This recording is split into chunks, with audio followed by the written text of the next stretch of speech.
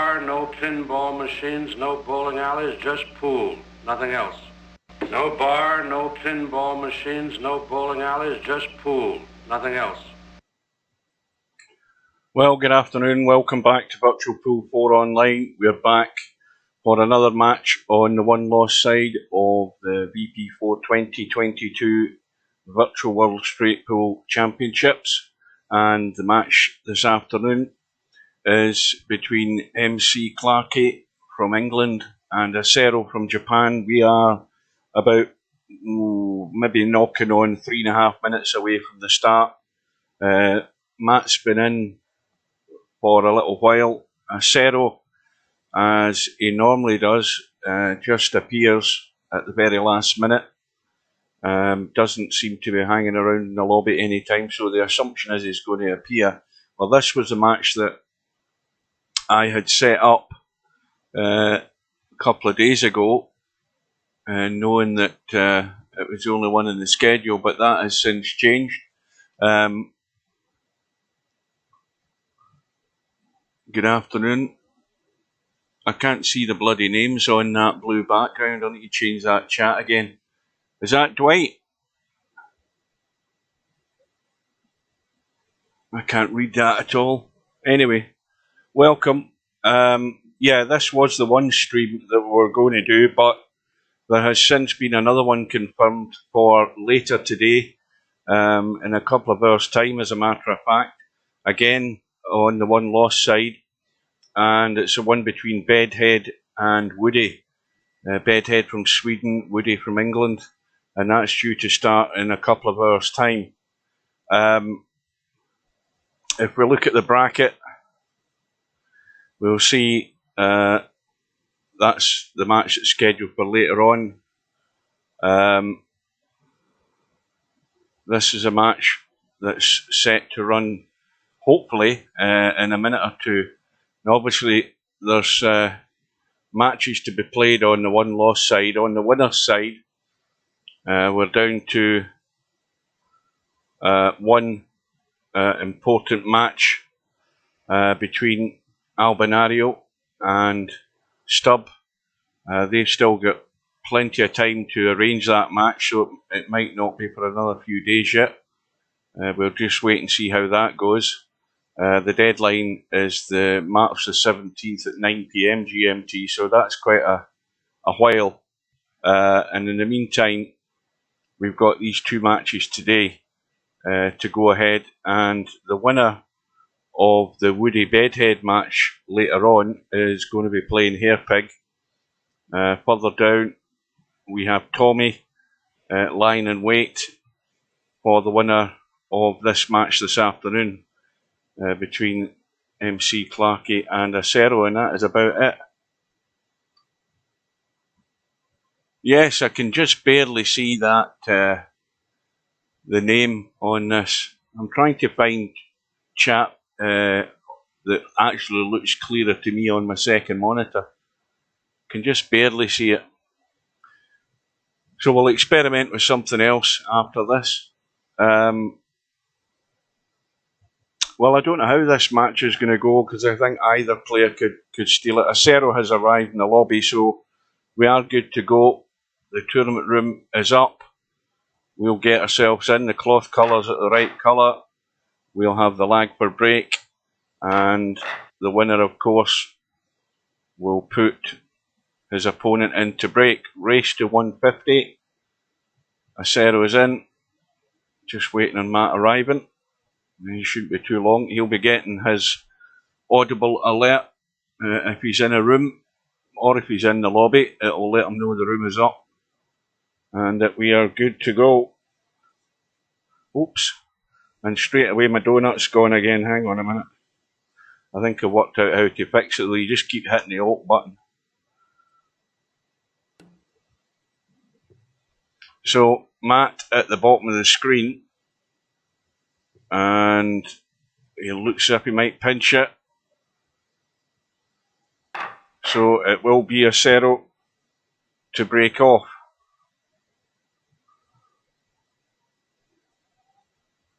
Now I wonder if Acero's got anything worked out on this break.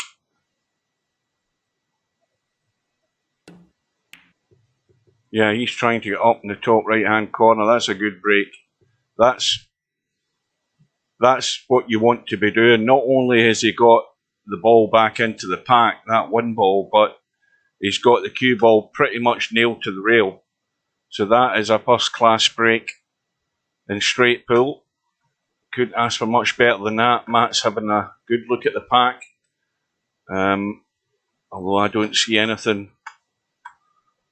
I don't see anything there. We can see the 7 and the 1 are set, but you can't get to it.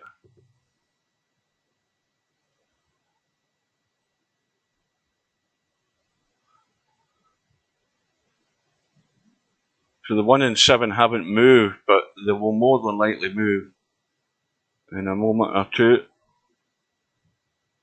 And again, before you play your shot with these sort of safeties, you always have to study the pack. It's the same rules every time. It's the same way you should be thinking.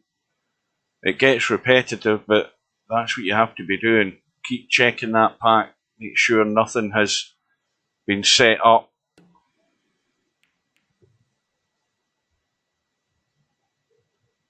And that's a bit weaker on the length there, but he didn't want to get too much weight into that ball that he was clipping there in case he brought something out. So now it's got to be really, really thin if Matt's going to try and get back down to this bottom of the table for fear of bringing something out on the right hand side. And he hasn't done. And again, the length's not too bad.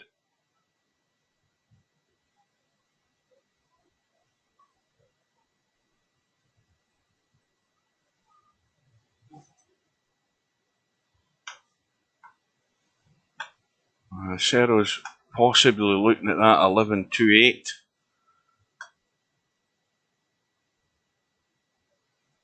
Although it would be an attacking shot.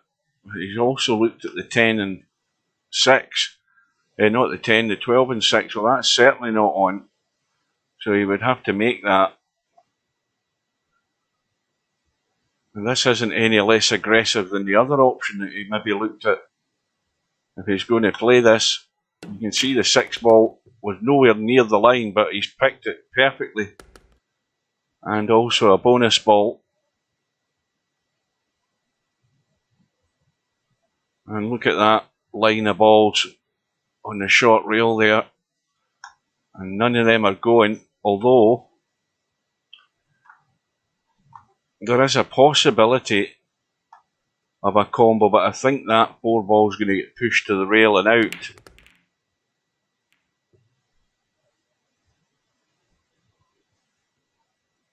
So Acero has first blood. How much can he accumulate from his first visit? Or really his first contributing visit, that is.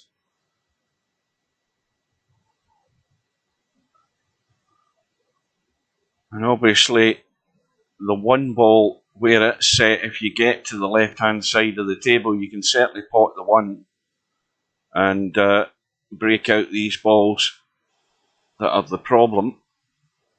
But it's paramount that you get to there.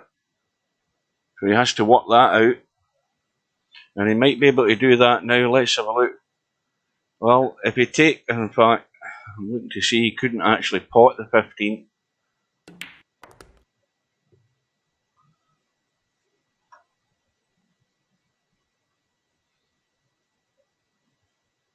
And once again, this time off the 12, if he gets lucky and gets through the gap, he could go on the 1. I think that's what he's got to try here.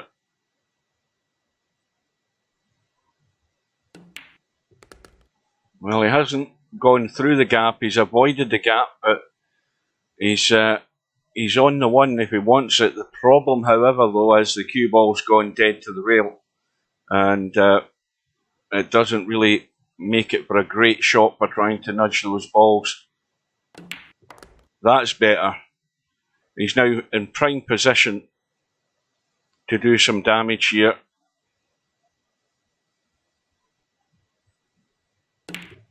Well, he's taking his eye off the pot. Got a bit of a breakout, but he's failed on 8. And, well, that's the first. Well, the first mistake, if we're counting.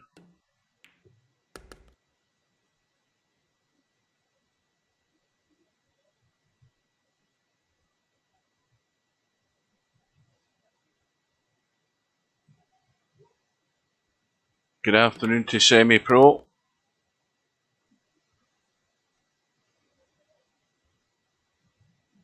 So, the unforced error from Acero, how much will that cost him?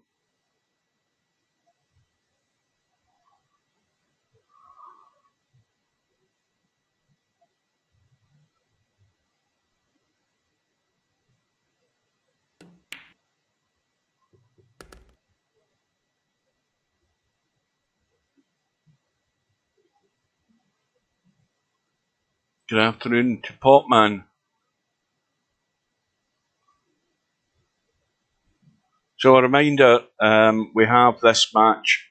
I'll probably keep doing this through the stream as I see other people joining because they may well not know.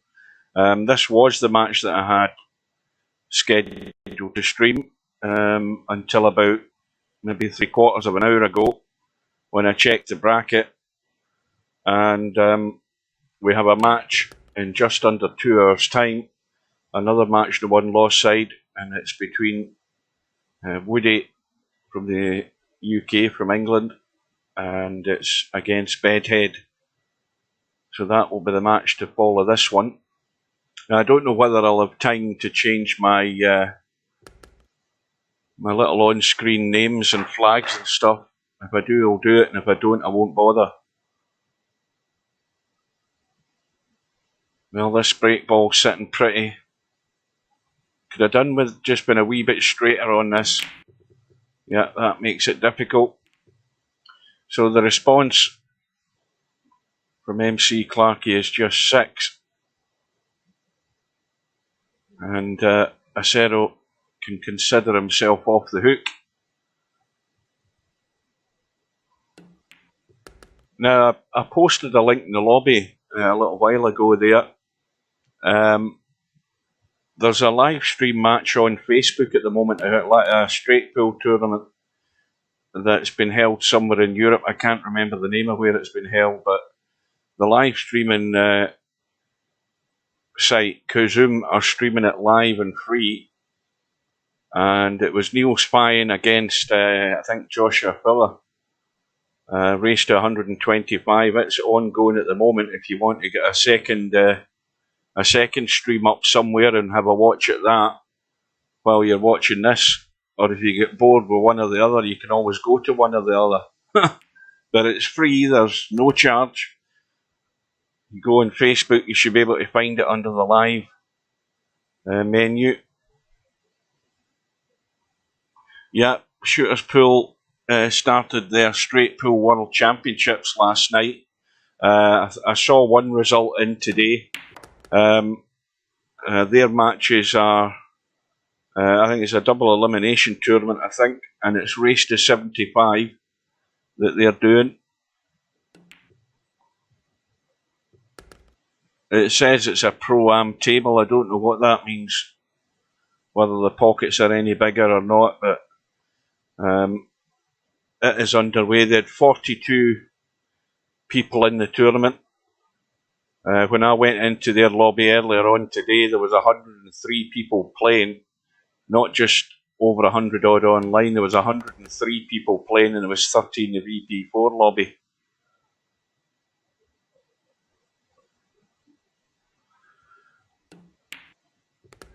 So Acero has a break ball. In fact, he may well have a choice of 2 here. Let's have a look. Yes, he's got the 11. He's definitely got the 5. The 6 won't be as good. So that's the 2 balls that we assume he's going to be working around and eventually deciding getting rid of 1.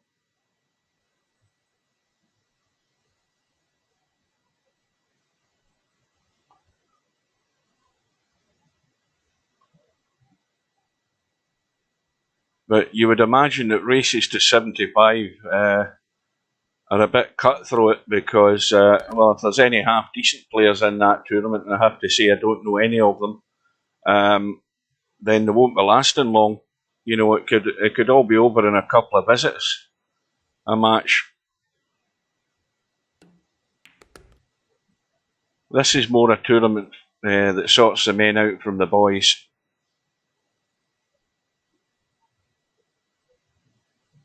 And they've only got 3 days to get their matches played as well. They don't have as much time to organise their match.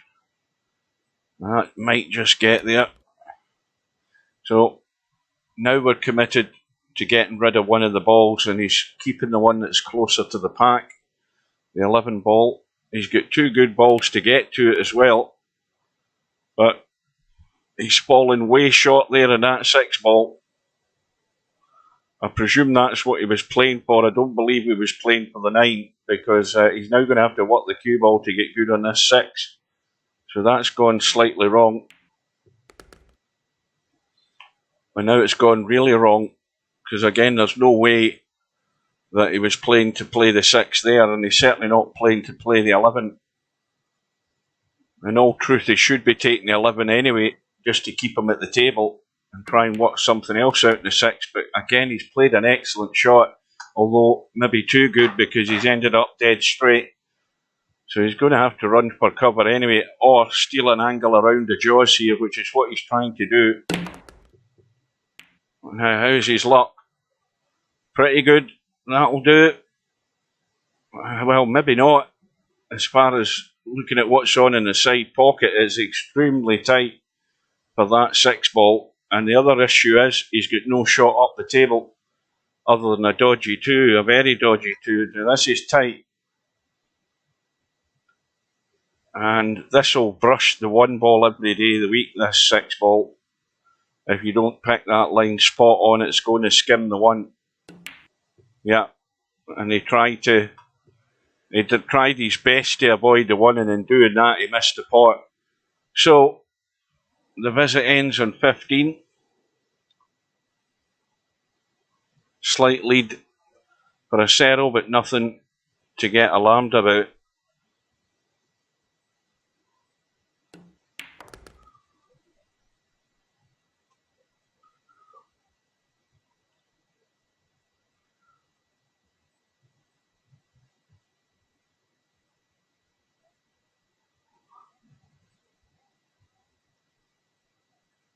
How's that 4 ball sitting?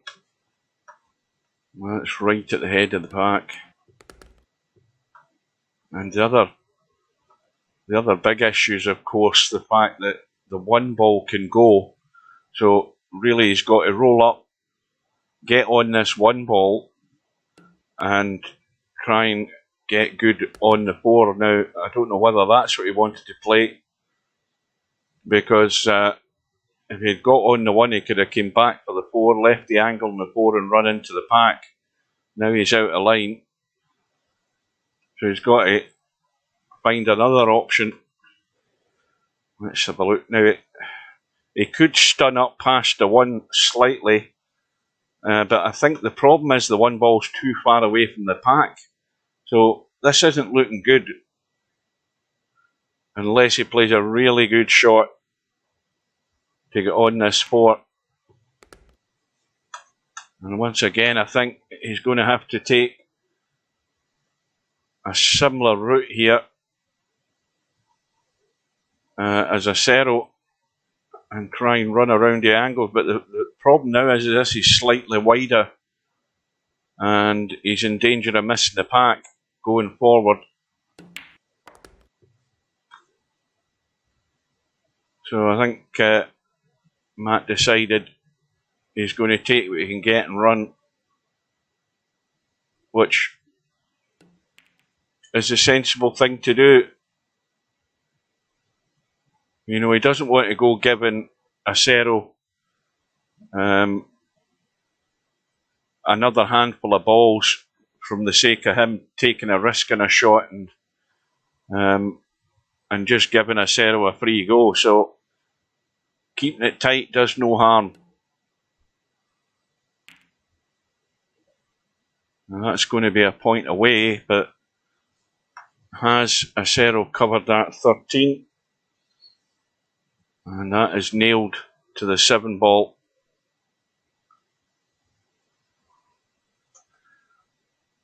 Now there's no safety up table, so they're now one foul each. There's no safety up table unless you get into that top right hand corner, but even then, for these players, they probably wouldn't be put off having a go in the 15. So 1 foul apiece. Acero desperate to get to a rail here, which he can do, but the question is whether he's going to get any sort of cover. Well, that will do very nicely the way that 13 ball is finished, because obviously the 15 was exposed. Now there is still a pot on here, but again it's a testy one. This 14 ball will go, however the cue ball will skim the 12. Where it might end up doesn't look too healthy either. It could skim this 12 and scratch, and it's unlikely he's going to have any other shot after it other than a safety, unless he gets a lucky roll or a lucky bounce. But watch the cue ball.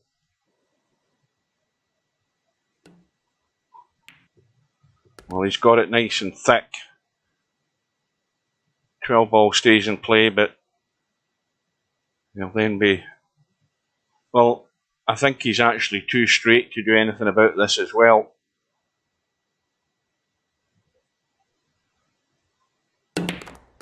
He's trying his best to get something.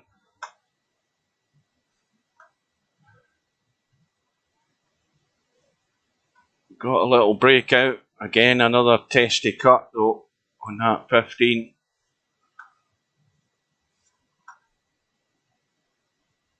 So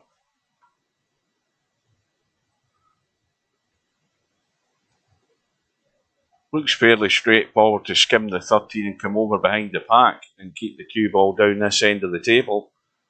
I mean, that would be the shot. Use that pack as cover. You're not going to send the 13 too far up the table. Well, he's underhit that by a mile. I mean, there's no way that Acero should be seeing either of these two balls. He had a big bunch of balls there to hide behind. So the touch wasn't that good there from Matt. But it's left some bait there for Acero. The question is what's he going to get from it? Cue ball nailed to the rail pretty much again, so very limited in what he can do.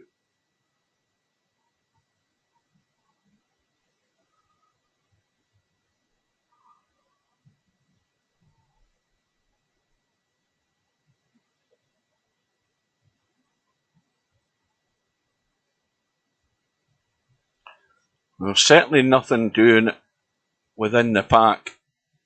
Absolutely nothing there. So I think he's a bit of a loss to think what he's going to gain out of this. But again, he seems to be picking a line on that 7. But once again, if you look at it, it looks as if it's going to the long rail, unless it straightens up. Oh, that's beautiful. He's picked that out brilliantly. See if the replay's working. Well, that's going. I think the replay's jiggered. Need to try that again. Something went haywire with the replay. But it was an excellent pick out there by Acero. Well, that's 2 combos that have been played in this match, which when you look at them are not really on, but they have been made.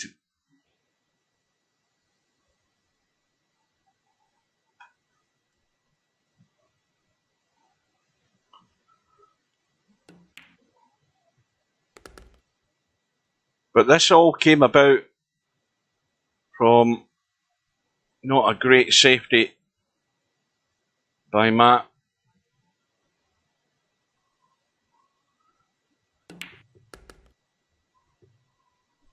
Let's try that again. That's better. Oh, I think it's doing that because of the transition that I put in. I'll need to get rid of that.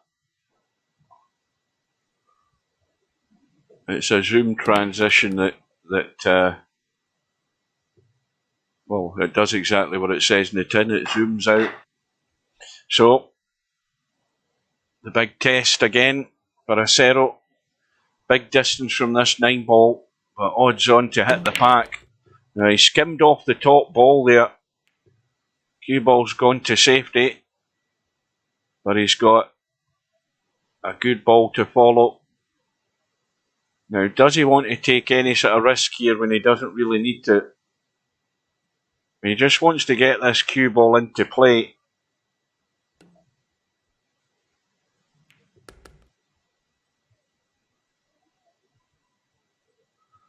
Well, all those balls on the left-hand side in that little curve, they're all available. They're not available, though, into the right-hand pocket because of all the other blocking balls. And they're all blocking one another to head into this pocket. So when you look at that side of the table, you've got problems in getting to certain balls there. So there's some hard work to be done here for acero.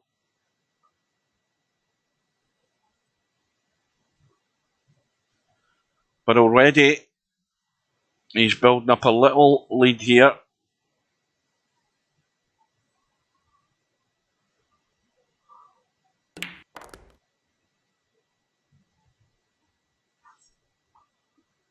Oh shit, I forgot my clock.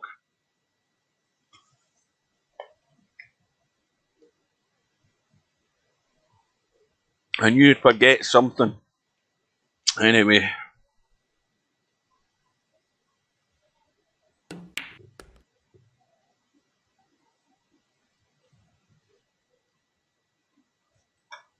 Oh, if he'd only rolled down another fraction on that 14, he could have had a nudge, but he doesn't need to if he can roll through and take anything of these up the table.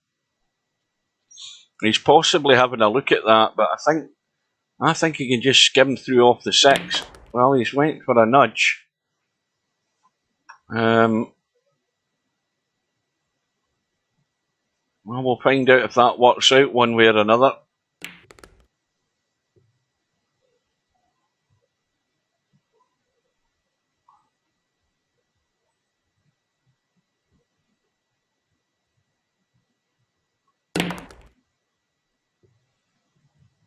Well, that's broken out a couple of them. The 3 and the 7 are open into the side pocket, and he might play the 3 next here.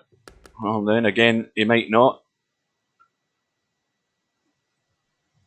Well, that would suggest that he's possibly keeping one of those 2 balls as a break ball. But he's really then got to get around and out onto that 11. And he's done that well. He's a bit hampered though. And the problem with this as well is if he's drawing back, he's drawn into his 3 ball, and that's it, going to get nudged out of the way unless he takes the 3 in the side. And that's a bit of a testy cut as well. So he's going to leave it long. Nope, is he going to take the 7? Well, the angle in the 3's actually not that bad. So now the crucial one again, as there always is, getting good line on this 3 ball. He's going 2 rails, heading a bit straightish.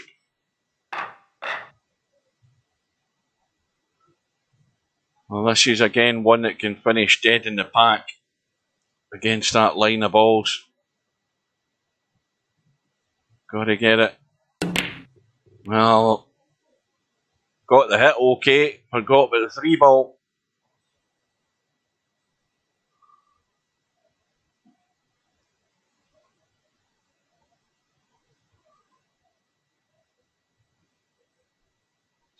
So the run ends in 20.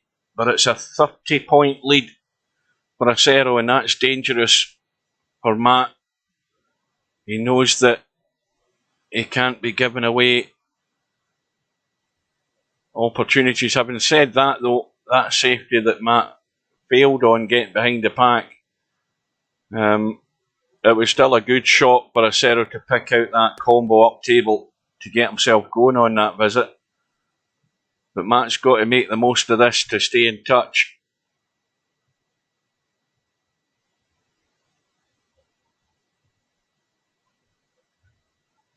But then, you get to see how critical it is when you already know in your head you're 30 points behind. The scoreboard proves that. You know that when you're coming to the table with this sort of opportunity here, the balls aren't sitting great. There's work to do to break things out. But you know that you must somehow try and eat into that deficit. And you don't want a pattern to start where Acero's visits are getting him more than you are each time you're visiting the table. It's a nasty pattern to end up in. So you want to nip that in the bud as soon as you can.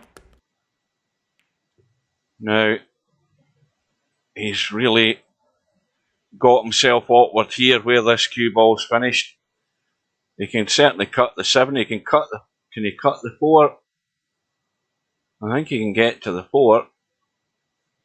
And those balls on the right rail are not set as any sort of combo.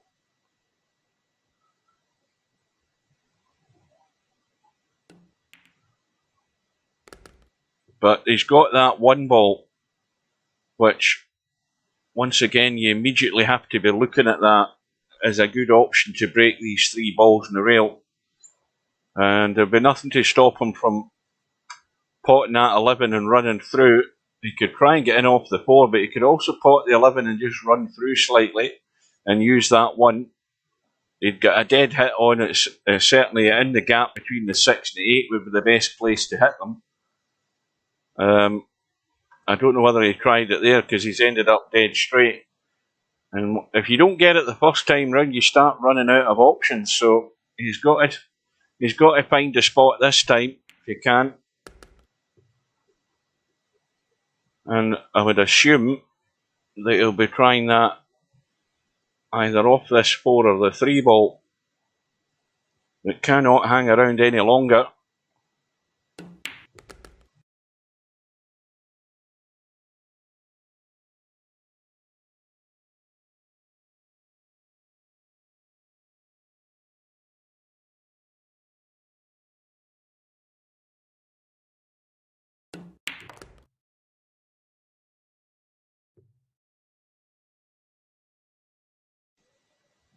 Well, that's taking care of that problem.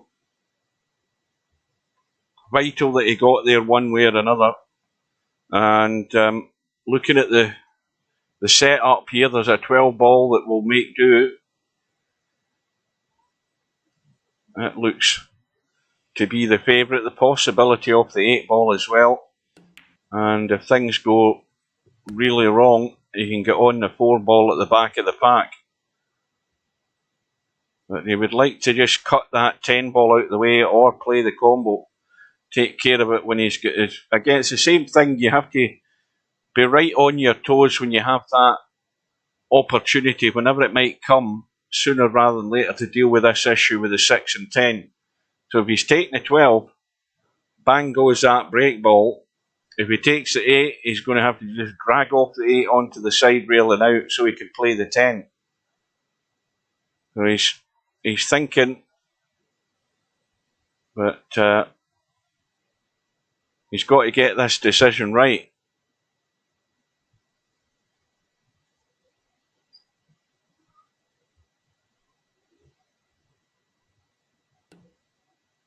Well, he's not played. If he has played to get on the 10, he's hit it, well, just enough that he can get it.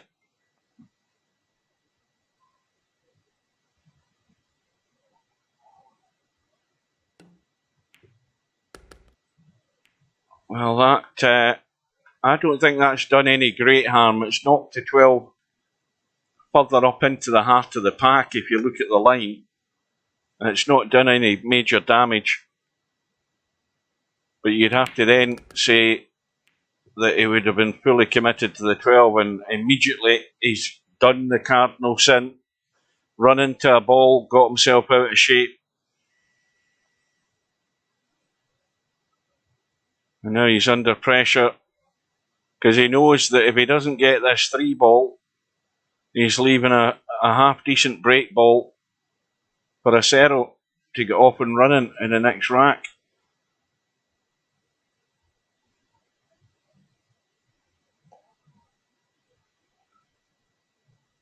Pressure shot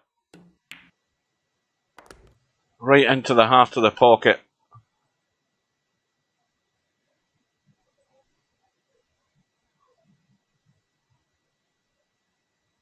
Yeah, that transition doesn't really work with the replay. I'll get rid of that.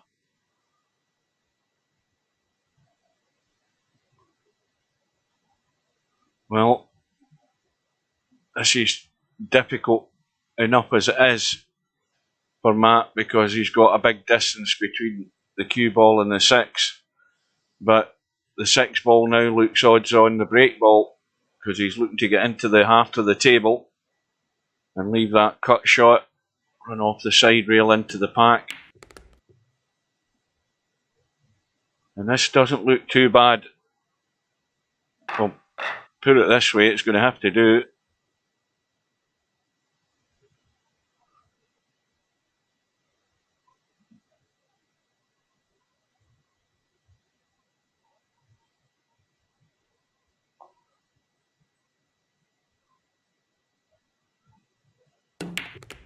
Caught the top of the pack. And they've broken, not too bad. Still obviously got a little nudging here or there to be done, but he's in reasonably good shape. And even now from that break shot, he's got at least 2 break balls available. Standard break balls, you would say, to the right side of the pack. The 4 of the what looks to be the 13 ball.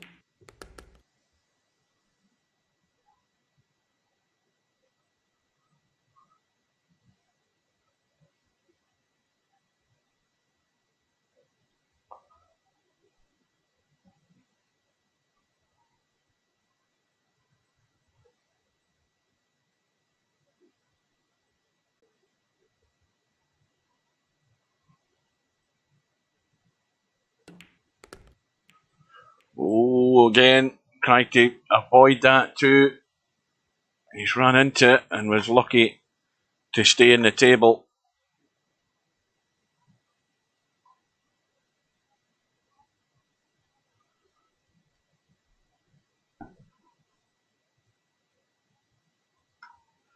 Well, I've started yawning early, but that's mainly because I had my dinner early, and after I have my dinner, I usually have a nap. Once the digestive juices start going, I start getting tired, so I'll probably recover. I think he's dead here. I think he's ended up blocked out. Well, that too isn't going. And, well, he's got nothing. He's got a dodgy 4 if he wants it. And pressure shot again.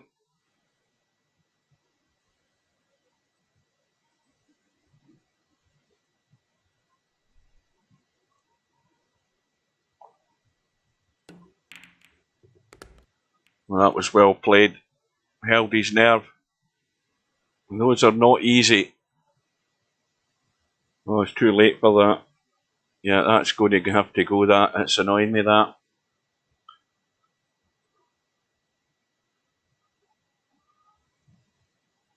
So Matt is 11 behind. Run goes to 19. And at the moment, this is what the doctor ordered.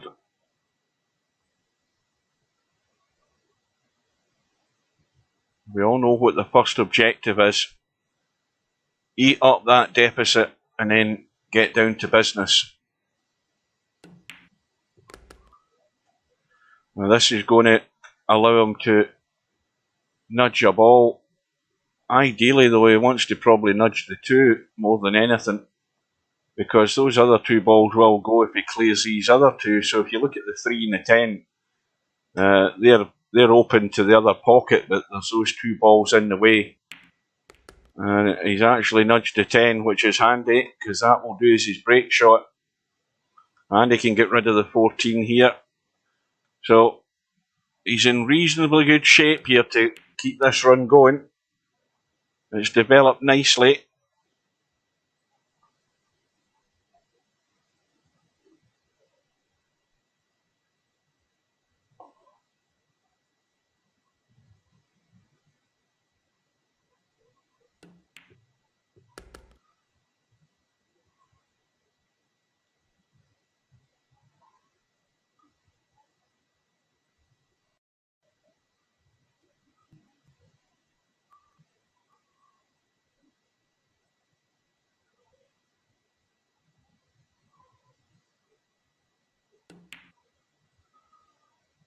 Well, the 10 ball is gone.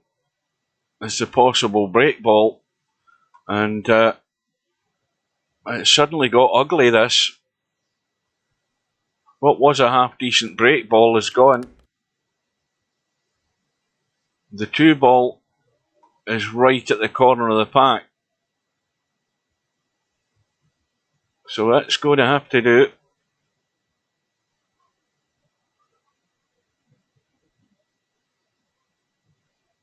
Now is he trying to come out behind this 12 or trying to...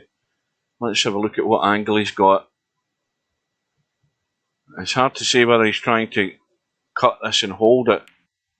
Trying to come out behind it, and he hasn't got any spin on it at all, but he's landed on it one way or another. So it will do.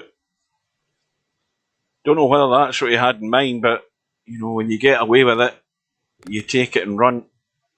Well, that's a reasonably good touch, but I think the problem, as you can see, is being able to clip anything in this pack.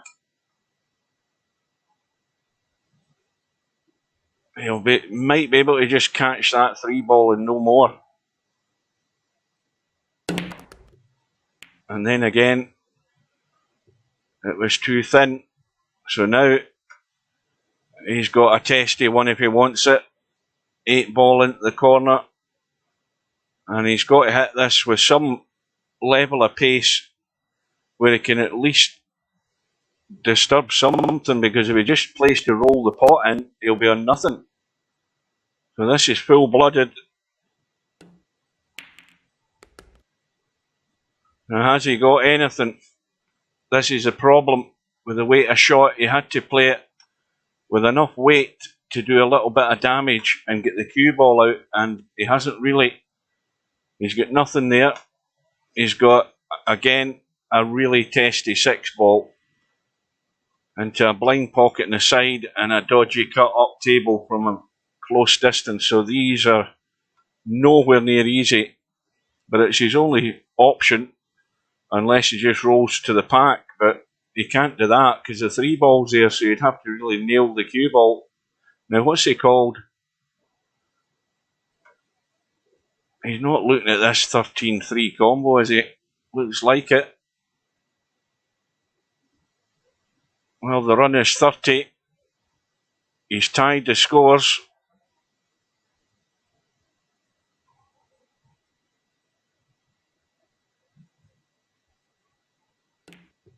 Oh, again, an excellent shot.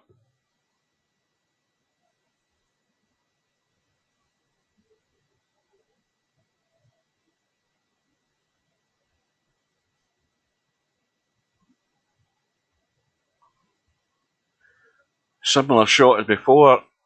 He's got a... Well, he had the angle on the 6 here to get right into those. He might never get good on that 6 ball again, unless he's seen something in the pack. And they're really tight. Well, he's got it looking not bad there. Once again, two acceptable break balls to avoid the 6 and the 14. The run is 34, and once again at this exact moment he's looking good to continue that run, but he has to try and find a way to deal with this issue here. That 11 and 7 are the only thing that's going to cause trouble here.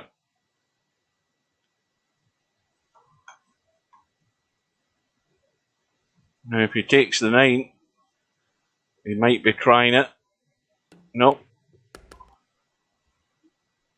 He'll definitely be trying it off the 15, because I don't think he can get good enough on that 7. Or is he trying it off the 12?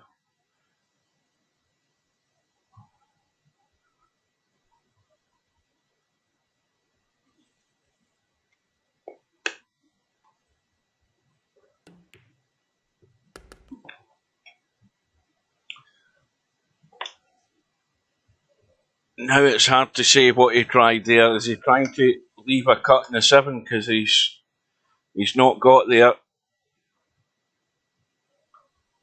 And he's maybe going around the corner to try it.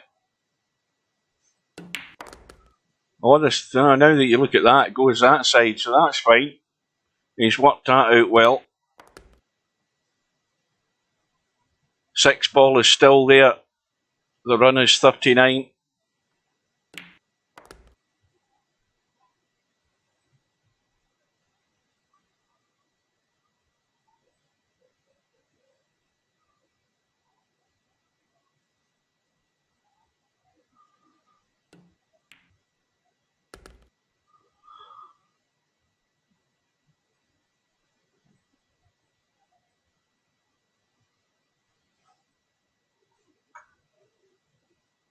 Well, this is a bit more angle to deal with on this 1 ball. And he was trying desperately to hold for the 6, but he's ended up leaving it too straight anyway. So the run ends in 41. He's got a slender 11-point lead, but he got the objective there, getting rid of that deficit and getting himself back into the game. And unless Acero can get a good hit off this 1 ball onto the pack, and the angle again is not great for that. It looks as if Acero might not be scoring too many from this opportunity. You see, by the time the cue ball gets to the pack, it's got nothing on it, even if it was going to hit it to bring a great deal out. So Acero's just going to lock to the pack, lose a point, and the visit was only 1.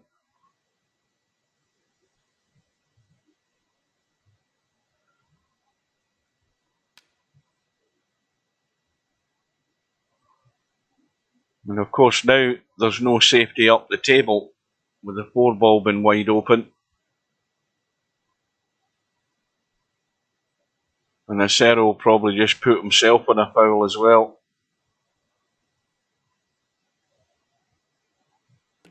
Well, he's trying to use the pack, but he's hit it too heavy.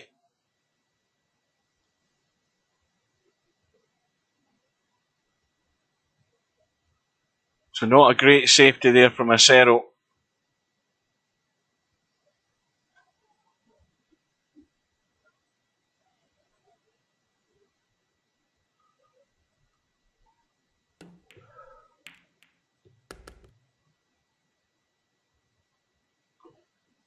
Well, already we've got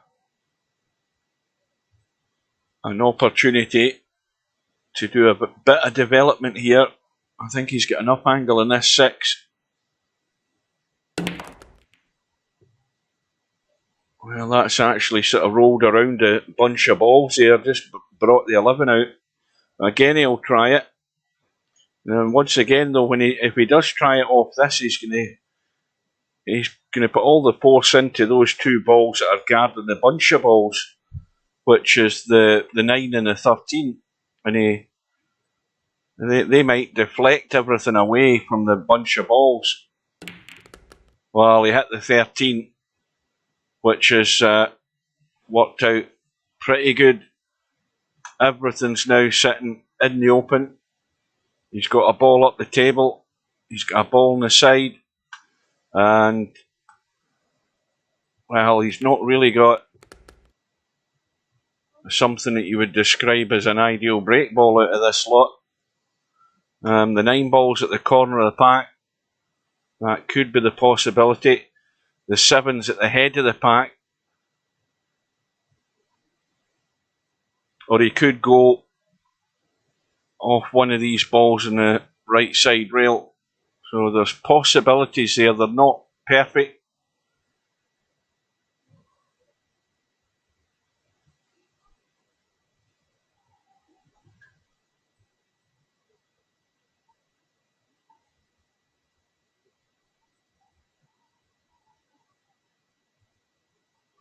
Robbo, was that his name? What? Good afternoon to Hazard. I must admit, I think I might have seen the name, but I don't recall seeing it all that often. Well, there's a bad one from Matt. And look at these balls. The Matt's lead is 13, but it won't be 13 of a lead by the end of this visit from Acero.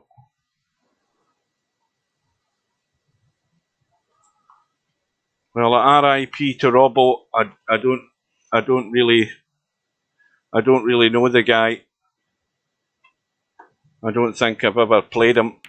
He must have been on at times. I was never here.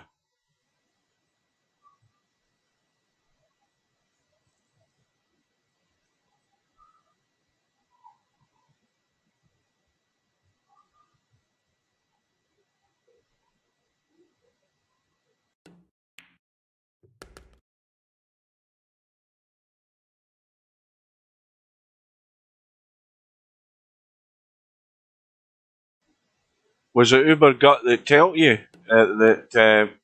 told you the news, or did you hear it elsewhere? Either way, it's not good news.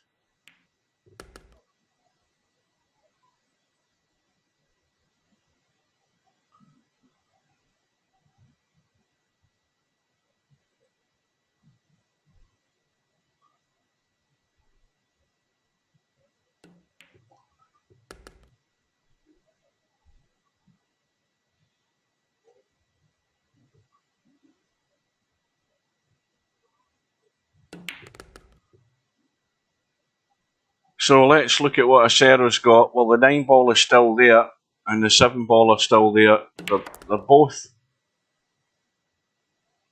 going to have to be accepted as the possible break balls. The 7 ball would be a good break ball into the side pocket. There's no doubt about that. But it's definitely going to be the 9.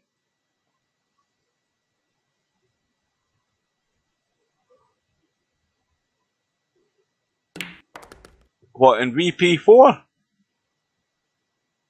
I don't ever remember. I swear to God, I don't ever remember playing him. That must have been a long, long time ago. I haven't played snooker for yonks. That must have been very early on in VP4. Did he ever change his name at any time? Because I just don't remember Robbo as a player I played.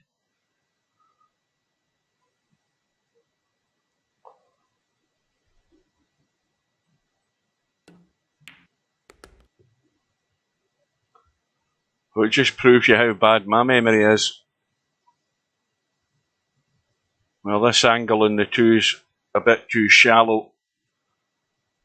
And the 10's going to take him up into the table for the 7. I mean, he could take the 2, then the 10, but the other one would be getting rid of the 10 and somehow getting on that 1.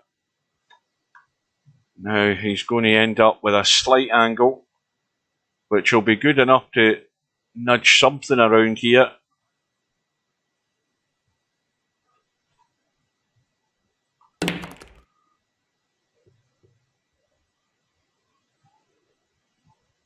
Well, he's still on a shot. The run is 13.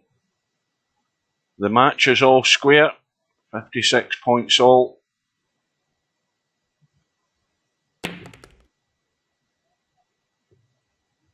And we are 50 minutes into this match. In another hour and 10 minutes, we'll have the second match today in the one-loss side between Bedhead and Woody. And that's scheduled for 7 PM GMT.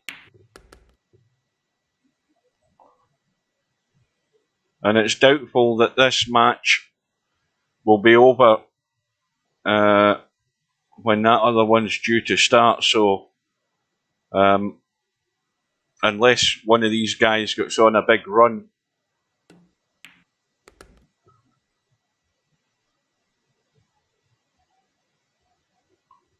you know, we're effectively like a third of the way through the match target, and that's 50 minutes gone.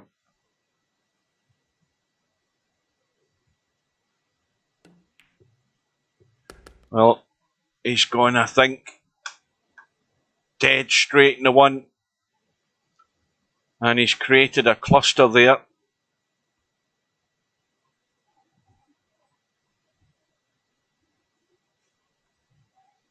And he's obviously got balls up table,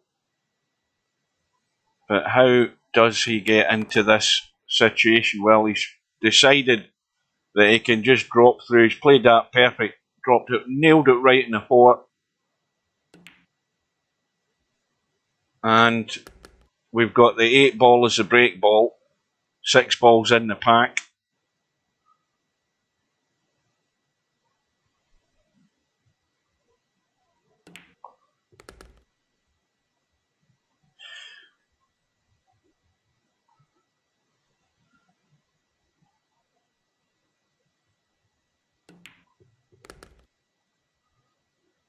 So again, the critical shot, getting this line on the 8 ball.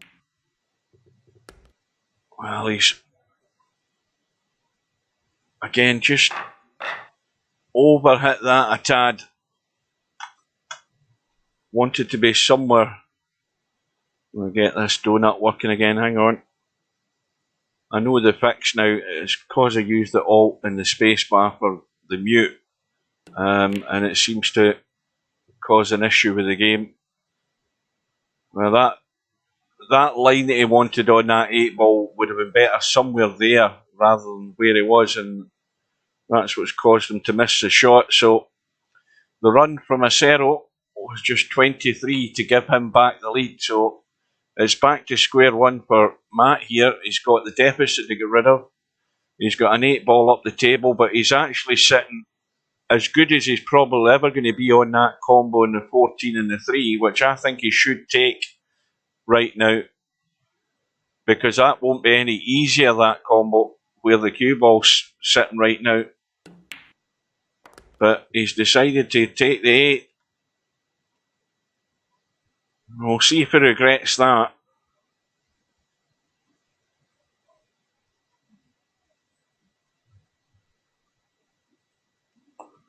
Or we'll see if he can deal with it a different way.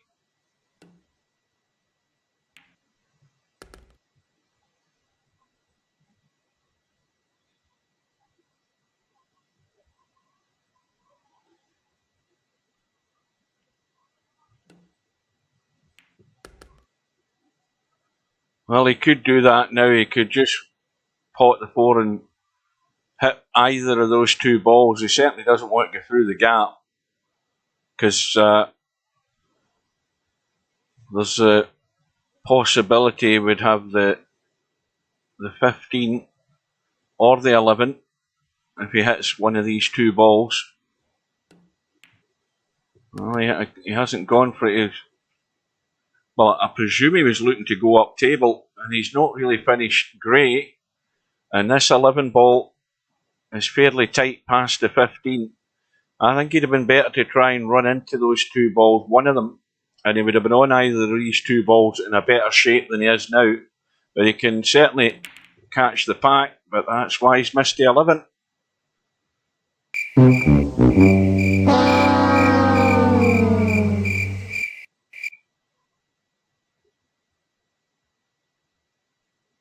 And it all goes down to your choice of shots. The shot I would have played would have been to run into one of those balls, knowing that I was on one of those other two balls into this left-hand corner, thereby killing two birds with one stone, dealing with the issue of the combo that was left and still having a shot. He left himself an awkward shot in the 11. That's what caused the unforced error, and it is a bit of a fail for Matt because it's only a visit of 4 and he didn't get rid of the deficit. And now acero with the opportunity to score a few.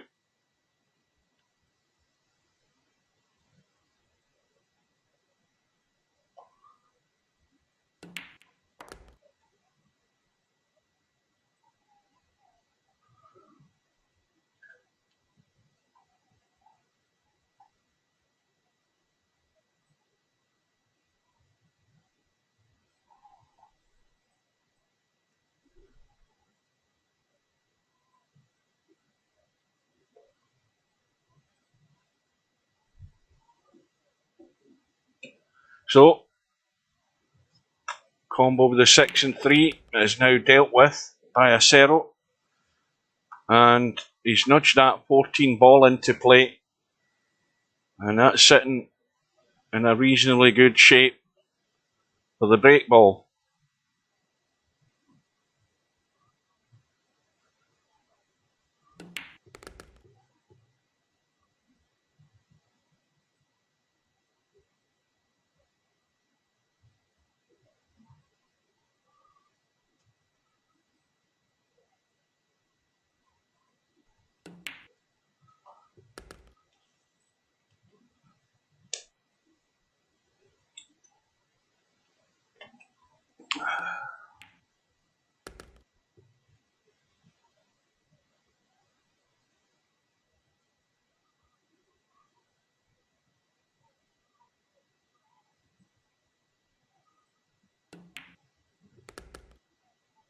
So, odds on that it's going to be the 14 ball.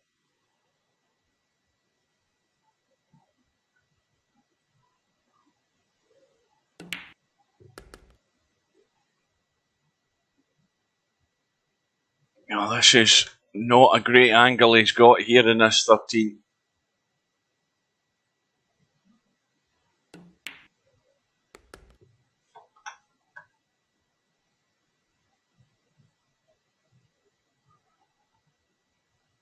Well, he's going 3 rails here. This pace looks good.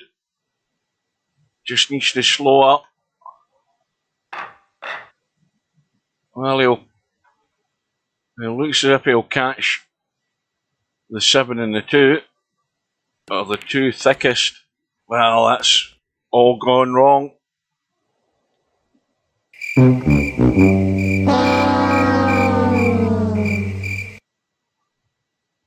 Cue ball straight through into the corner. Matt's on the 11, but I think he's dead straight. No, he's not. He's got a slight angle.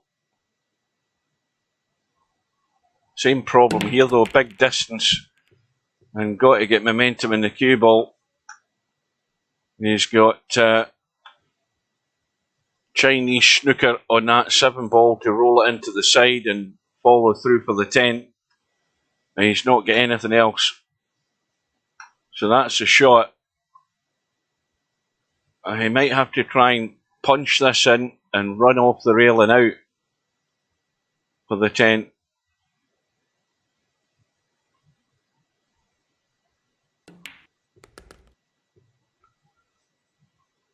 I think that was about as good as he could do there.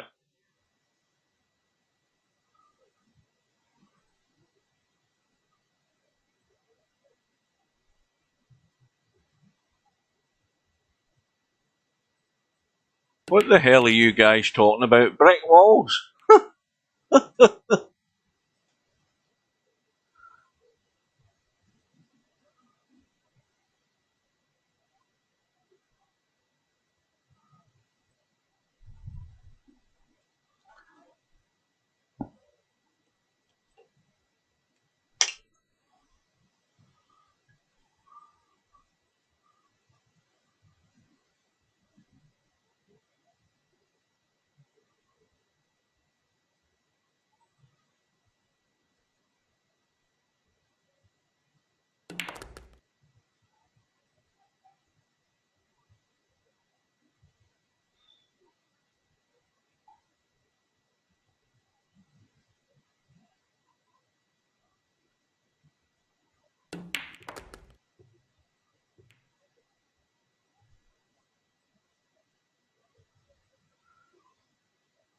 So Matt, 10 points behind.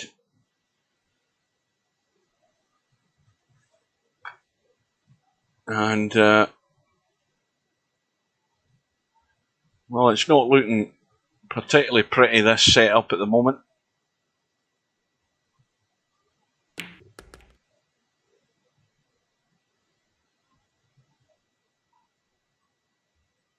Now, when are you thinking doing that, semi-pro? Because I've not got Discord on. I don't put Discord on unless I know somebody's coming in prior to the stream starting. So I don't have it running.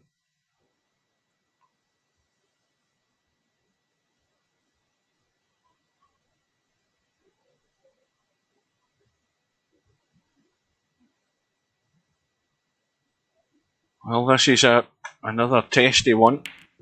Oh, he's way off the mark there. And it's only a visit of 6. And once again, Matt's not cleared the deficit. Now, he's left a cut in the 8-ball up table. It could have been easier than this.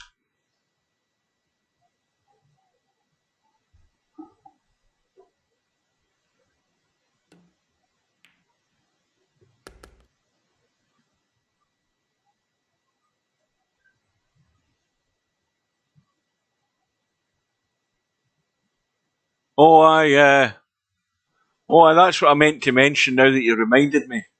I heard the other day that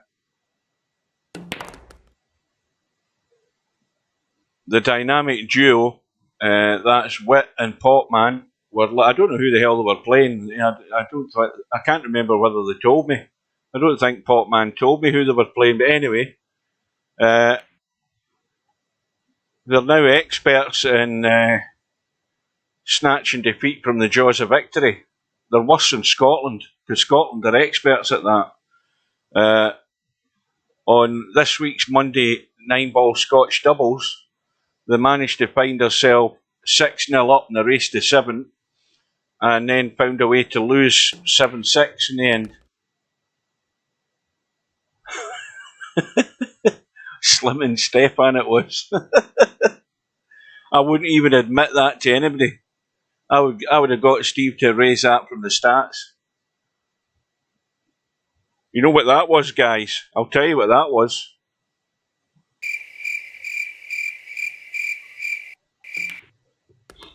That's what that was. A big fail. Well, now Acero has a 15-point lead and counting. He's got 2 balls that will make do for a break shot here. So now Matt has to be getting a wee bit concerned that his last 2 contributions have fallen short of the mark. And it's little things like that that can easily turn a match against you. Put the pressure on for your next contribution to count. I think that's gone too straight. Well, there's a lifesaver. Now he might try and pinch a little bit of angle here and go with top and around the corner, because that's all he can do, and that's what can happen.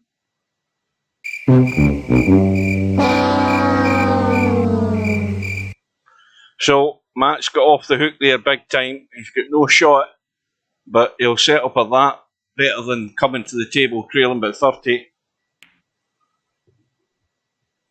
And I don't think that's a particularly great safety either. That one ball is okay though. I thought that one ball had maybe just sneaked past the 15.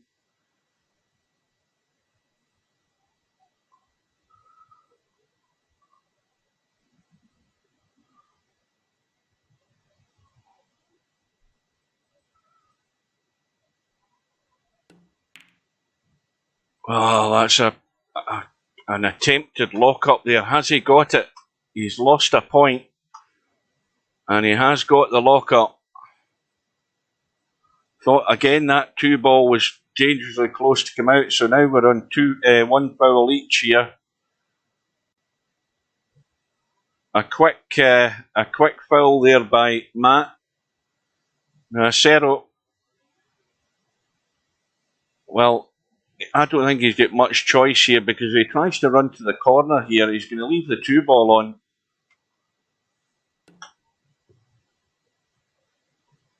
Well,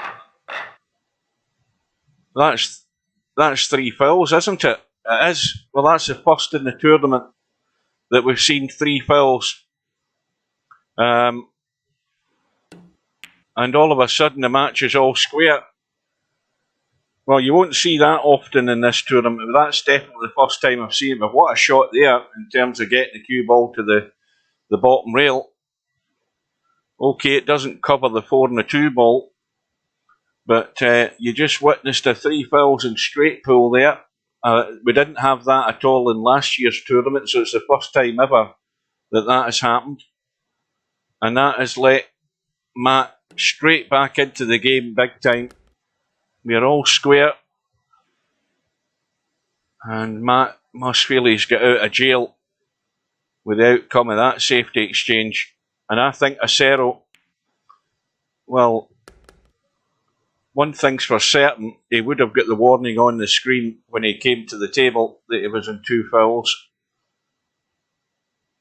The only thing is it's in English, it's not in Japanese, so presumably Acero can read a bit of English and he would know that that's what it means. But we'll never find that out.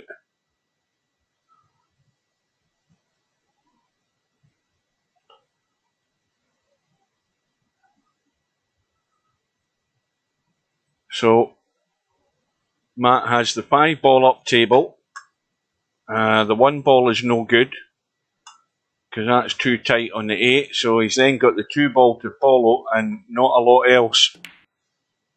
Well, he thinks he can get on the 6. He might just have got... Oh, sorry, I'm forgetting, I'm looking up table, I forgot the 12. But I think he might be able to get the 6 as well. Looks a bit tight. And he doesn't want to try and get too greedy here.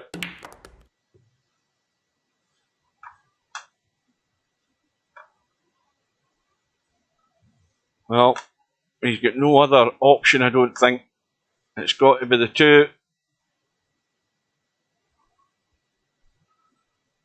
And one of these ugly blind pocket shots.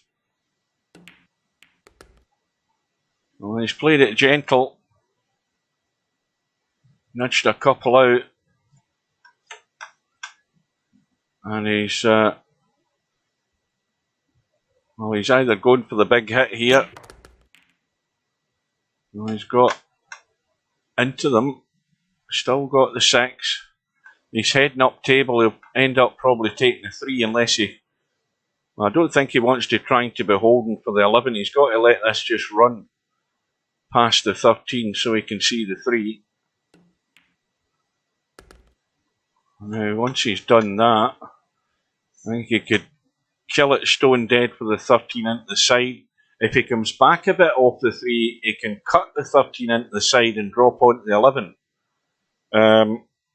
That might be one way to do it. If you can just kill the cue ball to there, roll the 13 in and roll the cue ball through, he can get on the 11. If he went through far enough, he could get on the 11. Well, he's trying to draw into them. Took the risk. And it's, well, it's gone right and then it's gone wrong. Because these two balls aren't going anywhere, so he's created a problem at the business end of the rack, pretty much.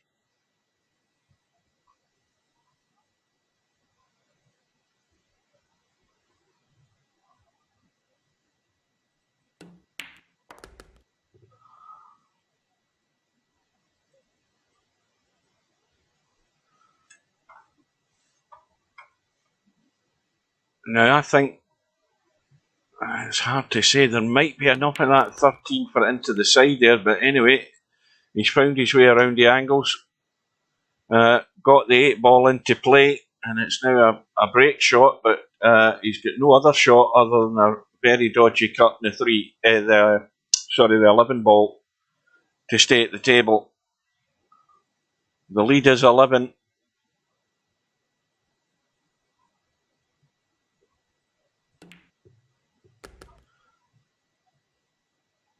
Well, this is another one struggling to get any sort of shape here. Now, he could just push the 1 ball through and nail it to the 13. If he doesn't hit a rail, but he gets a cue ball good, he won't leave acero anything. He'll have him nailed onto the 13. But I don't think he's lining up to do anything like that. Going for the pot.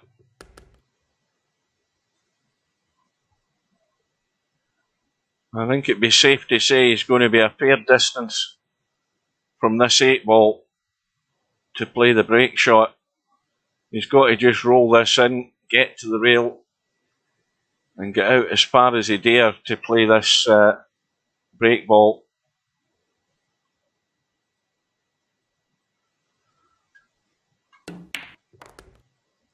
Well,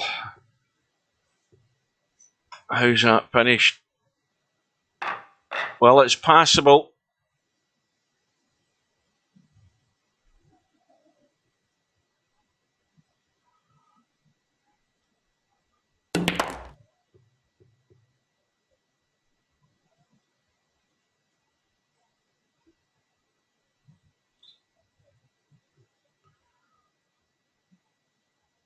So he's now looking not too bad here from what he's got with that break shot. Still got the obvious problems to be dealt with. Blocking balls. We've got a cluster, and that 1 ball is in the way, and the 2 ball is in the way as well. So he could get rid of the 2 of them right now. If he drops through onto the 1 after this 2, he can take care of that. He might be going about it the other way, take the 11 and take the 1, but he has to get rid of the 1. And that opens that pocket up at least for the 13 and the 7. Now, potting the 1, he can run into the gap between the 3 and the 14 and just have a shot at the 12.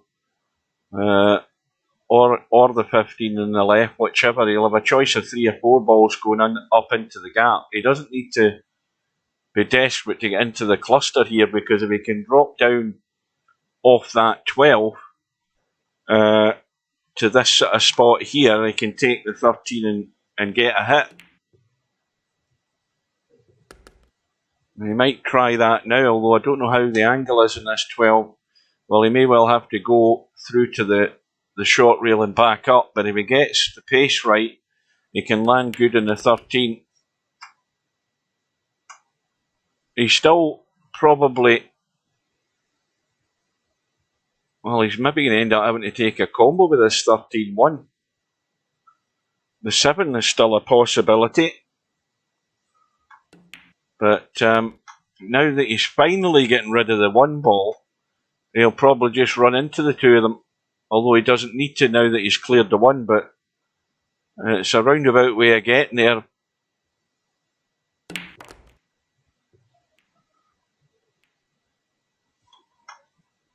Well, he can now punch that 15 up the table. He can take the breakout shot, but he would have liked to have taken that 15 with the opportunity, but he doesn't need to if he gets rid of the 7, because that's, excuse me, a dead set combo down the rail.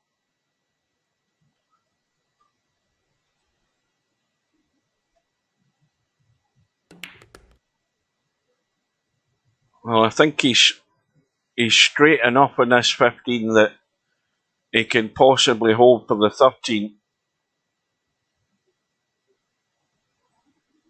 Needs to leave an angle just to get the nudge. And that'll do. He can just chip the 6. He can come back to the rail or into the table somehow or other and play this combo if he's got nothing else on. And I think he's not quite got the 9 ball in play. 9 ball still in the pack, 6 ball is beyond the head of the pack. So again, it would be a good break shot from the side rail and cut into the middle to break the pack from there. But not an awful lot of players are keen on taking that as an option. Well, that's a nice little kiss in the 9. However, he's left himself no shot. It's brought the 9 in play. It's going to have to be again another testy cut in the 9, and it may well have to end up being the 10 ball as a break shot if he gets there. Let's look at this 10 ball. Well, that's what you call frozen to the rail. That is absolutely solid.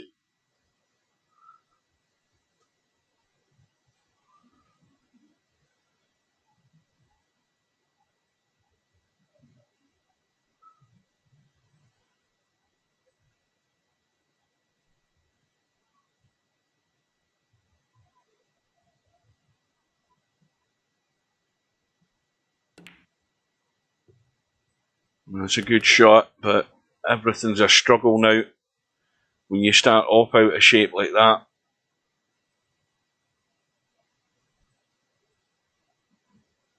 Shouldn't be too difficult to be able to see the 10 ball once, if he can pot the 6, that is, but we know that the 10 ball is stuck to the rail, so he's got to flush that pure to not only get the pot but have the pace in the cue ball to catch the pack. If he punches this anywhere onto that rail first, it's going to come out.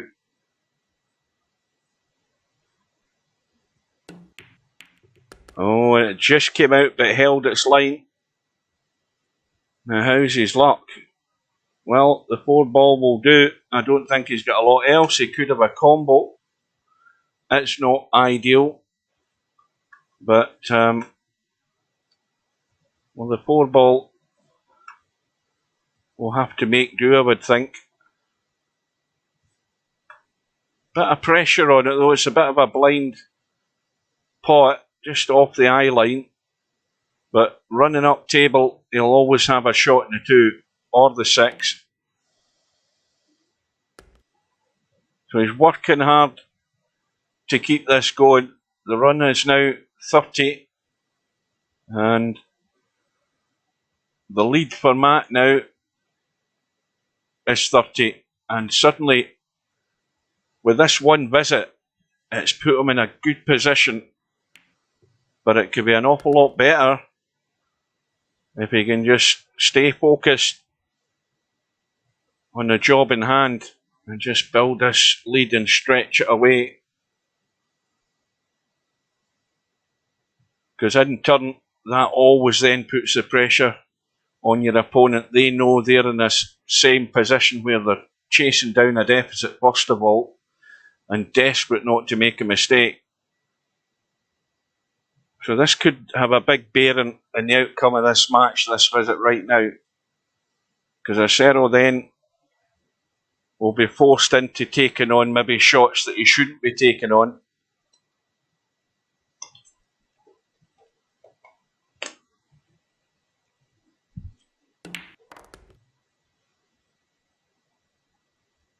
Well, he just crept past the what is it, the 14 or the 15? I can't see it. No, it's not, it's a 12. Just crept past it enough.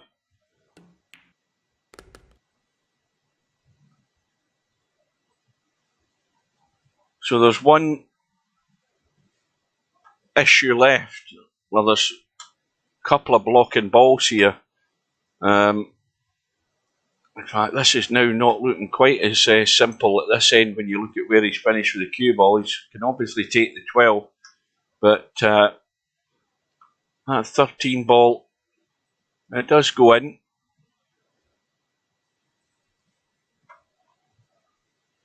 It looks like the 1 ball next, unless he's trying to draw back for the 7 or the 13.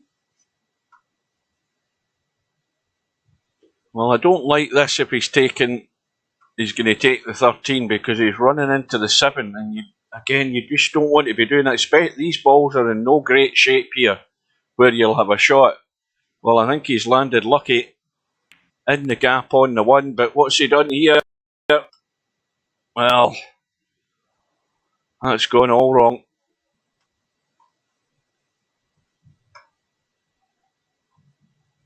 Well, he's got to look at trying to keep something safe here if he can.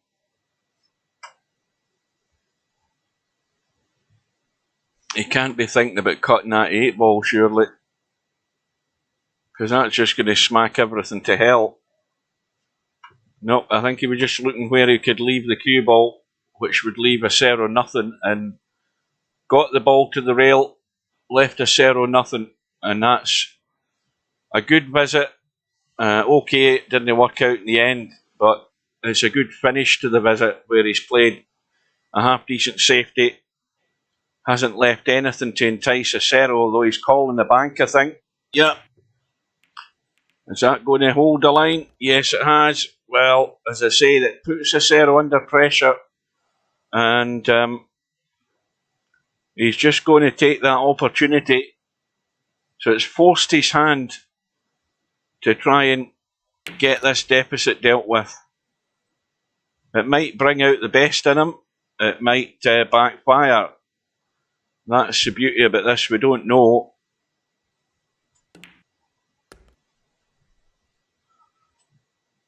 And of course, I think those 2 balls this side,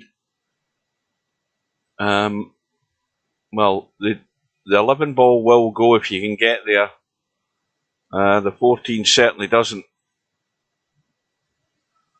But you would think that where they're sitting, one of them has to be the break ball. The 9 ball's in the pack.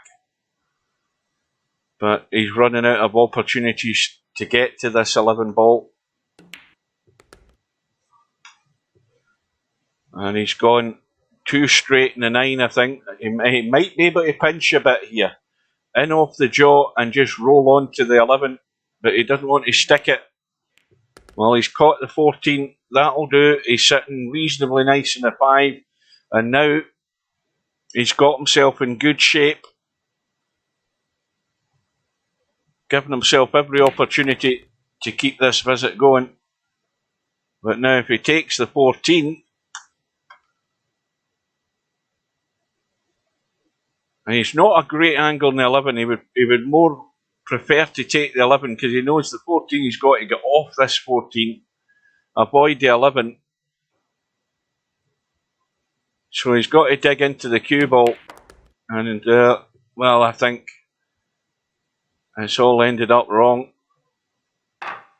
He surely must have seen that coming.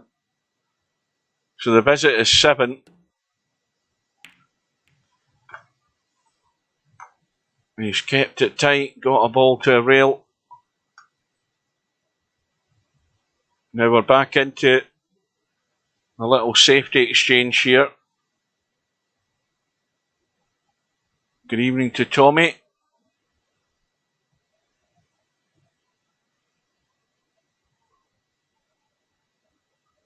Now, well, this is a brave one from Matt here.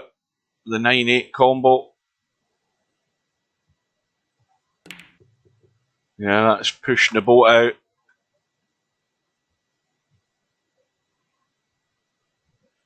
And so Acero has won that battle,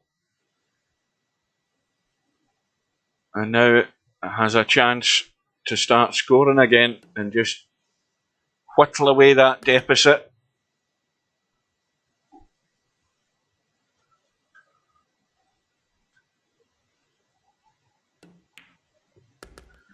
So again, quick reminder to any latecomers, we've got this match at the moment, which was the only one in the schedule until an hour or so ago. And then we have the next match to follow, which is in about 90 minutes time. Tell a lie. What time's that? Is that 6:30? No, it's 5:30. Yeah, it is in 90 minutes time, isn't it? And it's a match between Bedhead and Woody on the one-loss side. Race to 150. That's the one that will follow this one.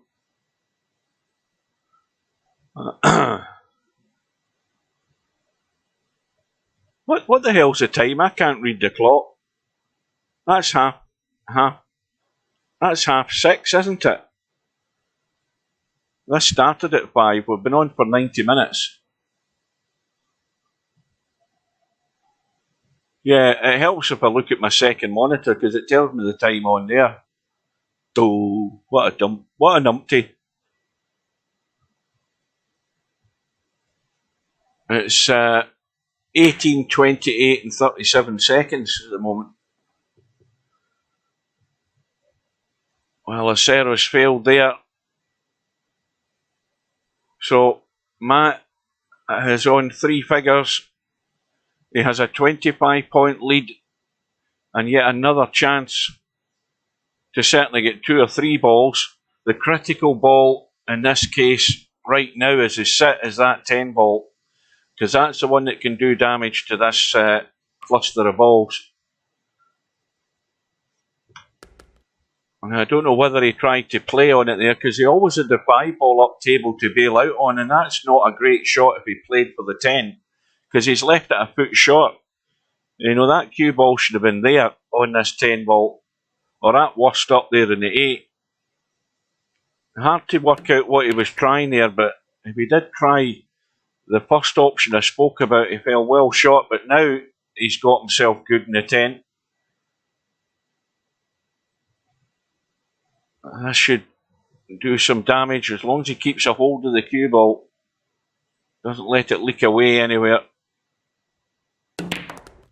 Oh dear, well, he's maybe got too much a hold of the cue ball. He might be able to bail out in the 6 though.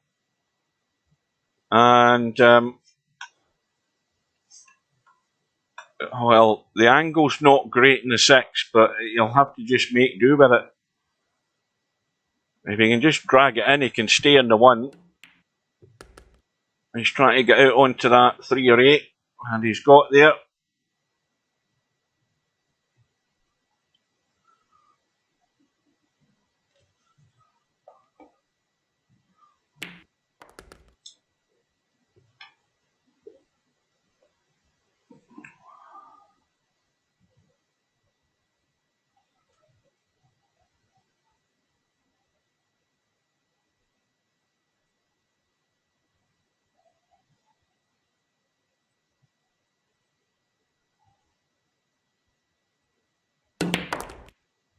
Cue ball. Well, it had a look in the pocket, went around the corner. Well, again, Matt is going to have to dig out a toughie up table. He could actually cut the 7 up table or cut the 12, whichever one he fancies, but I wouldn't fancy either of them. I don't think he's any other choice. Well, he has. He could try and play a lock-up safety like that, and again, that was a sensible shot out of the 3. Either of those 2 balls were dodgy cuts with not a lot to be gained from them. But when you have the opportunity of tying the cue ball up, that's what you should be doing when you've got a 30-point lead. And Acero hasn't got to a rail. This time, though, I don't think Matt will be refusing the pot.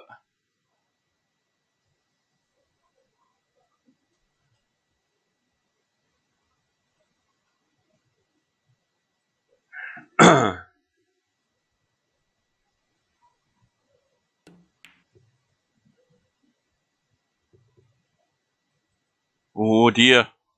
Well, chances come and go, but right now this has suddenly become a very important visit for Acero, because Matt has failed big time there on that 7 ball,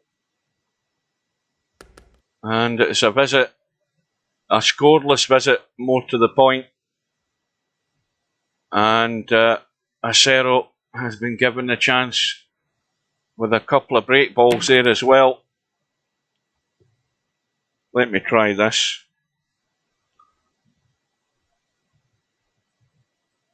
Hang on a minute. Brain is gone. That worked.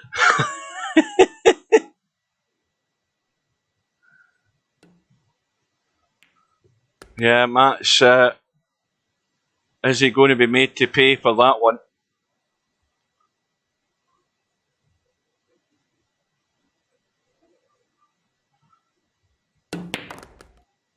Cue ball needs to run. It needs to keep going. And he's almost got there, but this again could go good, bad, or ugly. And we know what he's going to do next. No prizes for guessing. Big cut in the 4. Right into the side of the pack. He has to again get this 4 ball nice and flush so he can have as much pace from it as he can and do some damage here.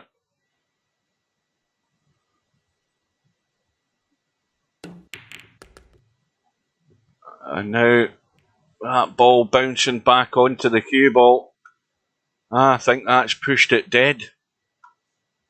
I mean, he's, well, he's going to have to push this 11 up the table. I don't think he had much else available. But he's off and running.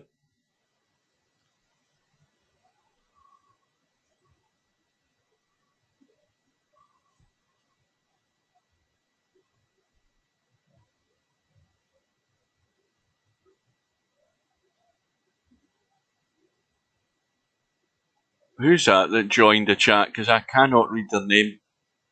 Good evening anyway, whoever it is.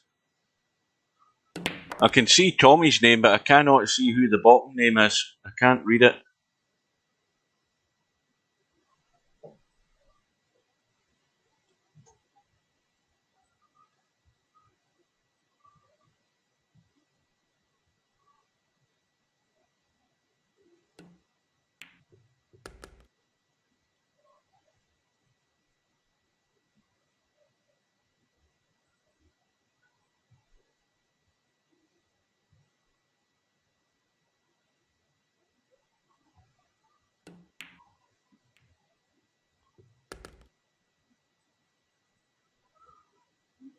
Well, Acero now you'd think would be fully focused to clear this deficit as much as he can to bring this match right into Matt's face and apply the pressure, punish him for his last shot. That failed attempt on a 7 ball. A blank visit from Matt.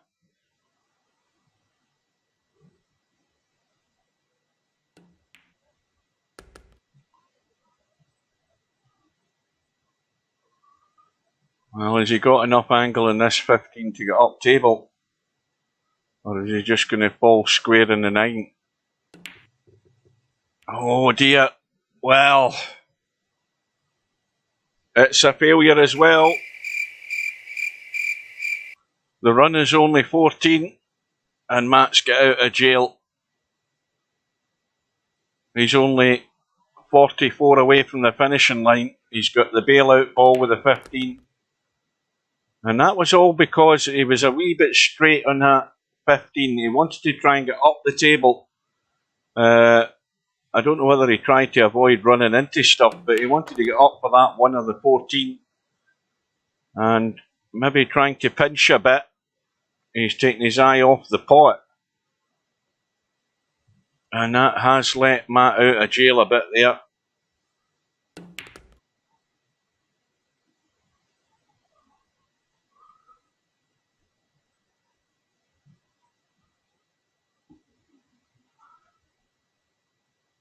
Taru Yamada. No, I think Yama has been on the stream before, and I think he had his name. But it may well be. But it's probably, obviously, it would be somebody that knows acero, so welcome. I mean, what time is it? It'll be like 11 at night down there. Around the angles to get a chip in the pack, and well, he's got a ball. But once again, he's going to have to punch this 10 in to get the cue ball out for the 7, unless he's trying to jab off the 10 and hold for the 9. I think he's going up table to get out for the 7.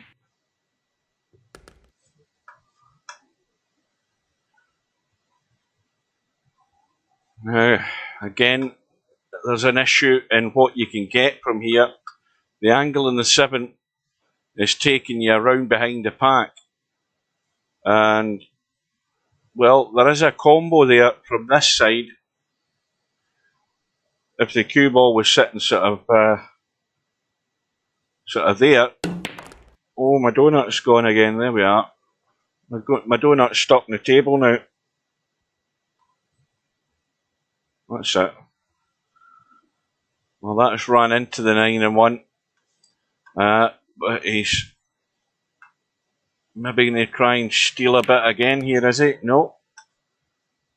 And that 2 ball is, again, just slightly awkward. There's not enough of it to get to the pack, I don't think. It's too thin. It'll skim away past the back end of the pack.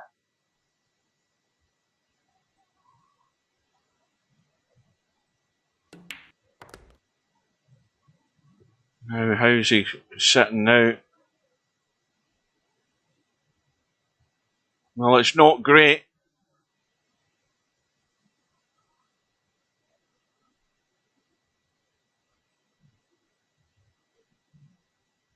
But this is not really about being great, considering the cluster of balls that's still stuck there and no great opportunity to break them. What it's really down to is scoring as much as you can and running and hiding. Because if you can't get that breakout ball, well, he has got the breakout ball. And you just got to go forward, try and run into that gap between the 6 and the 11.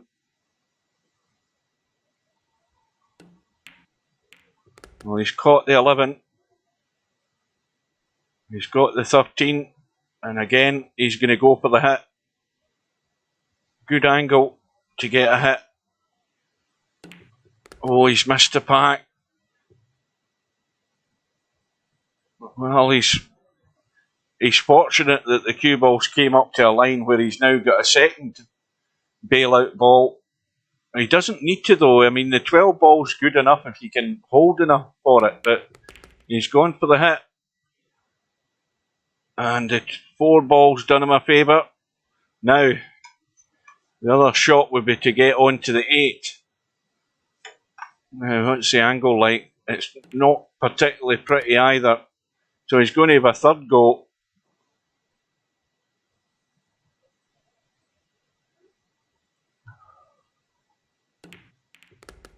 And this time, the nudge has brought the 3 into play, but the more important thing is, he's got a slight angle in the 8. Doesn't want to pinch too much of it, but he wants a good firm stun. It's got to be firm to get this ball chipped out the way. And now, it's all of a sudden gone ugly again. The run is 17. And he's went for, I presume he went for the cut in the 6. It hasn't finished great, but there is a cut on for Acero, and it's now getting to a sort of critical stage here for Acero. He's been given another lifeline, and that was not easy. So Acero not able to make any impact in the deficit from that one, but it was never anything good.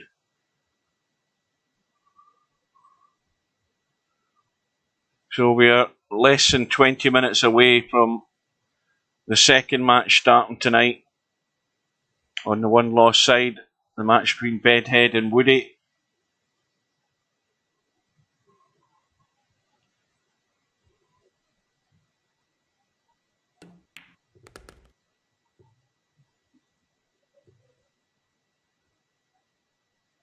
And this has gone too straight. Trying to catch an edge, got the edge, and has a shot. And now it's got to the stage for Matt where these little visits of maybe 3 and 4 balls are so vital. He's tried again, and he's still got a ball. Now he needs to really stun this in to play the right shot here, but the problem is he's right over whatever ball it is, the 9 ball. He needs to really dig into this to stun across to hold for that 11. But he's running and he's looking to find the line, and I don't think he'd have played that much better. He's got enough angle to get a hit, and again it needs to be solid unless there's something in the pack.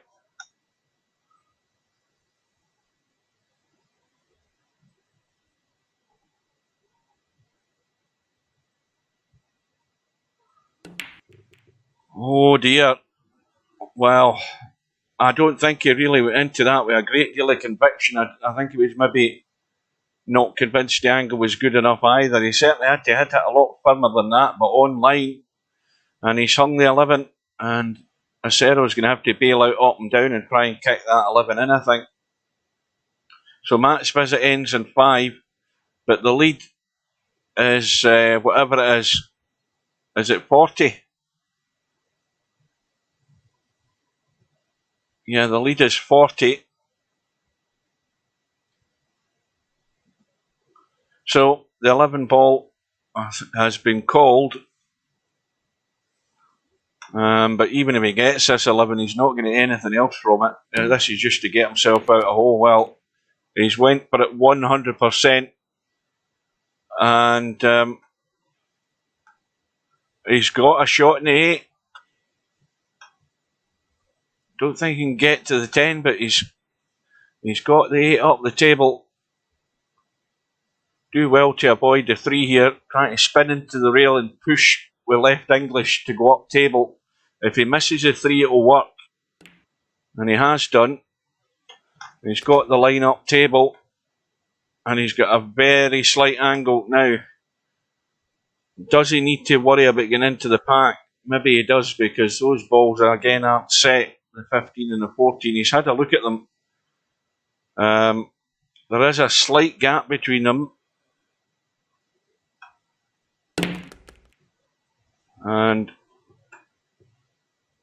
well, that cue ball's going to spin maybe too far. If it had stopped round about here, he would have had a shot in the 7. Now, is there anything there? There's nothing. So, he's looking at the 14. Can he get to it? Well, this is make or break here for Acero. Big, big shot.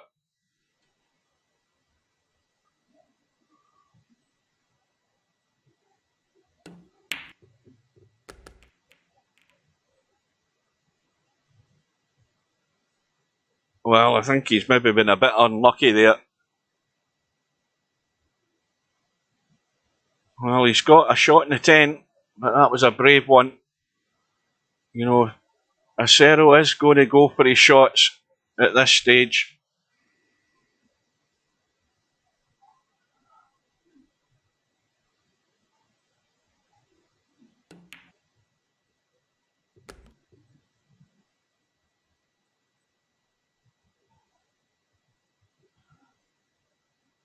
Oh, that's Yama. Yes, Potman. How can we help?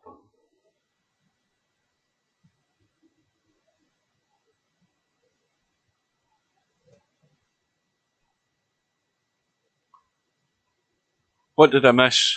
Or what do you want to tell me?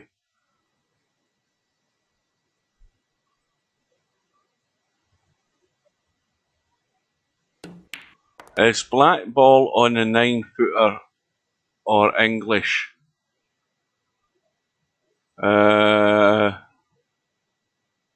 don't know what you're talking about.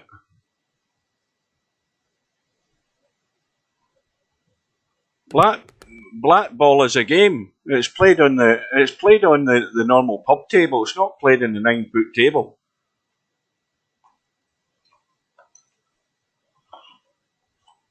It has to be played on the pub table if it's going to be any sort of tournament. Yeah, well, aye, but it's not going to be set in any other table. And if he does set it, that is, he hasn't got it done yet. I don't think.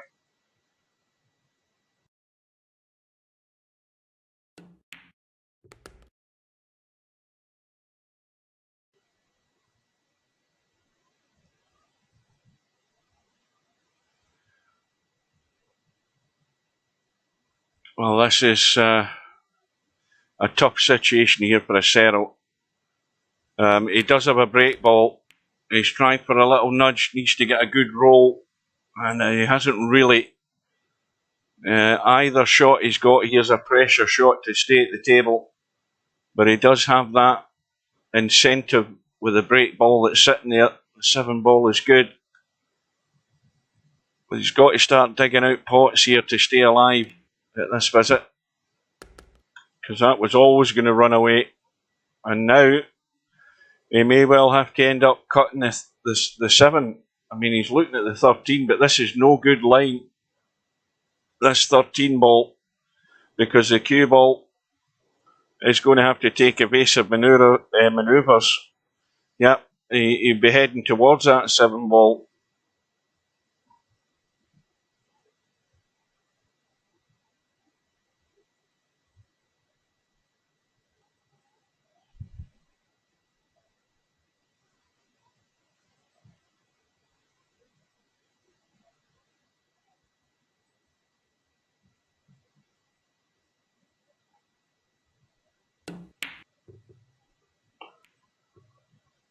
Yeah, that was extremely tough. But the visit from acero ends in 10, but Matt here's got a great chance to head home here if he can get this 13 and find a line for this 7 ball. He might be going too straight again. Yeah, that's no good.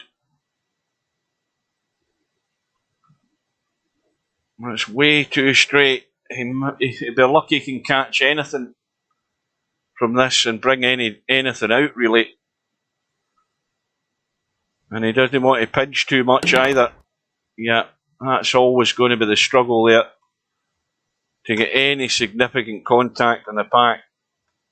Now, quick look at the pack.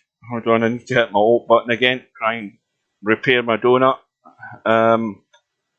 Well, I don't see anything.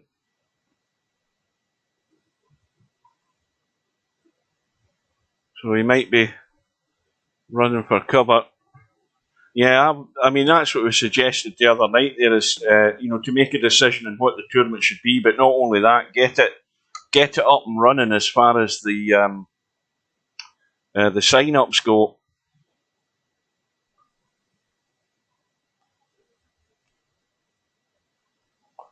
Because I think there'd be quite a few would enter the black ball. I think you should draw quite a few people, certainly more than this tournament has, for the reasons we all know about.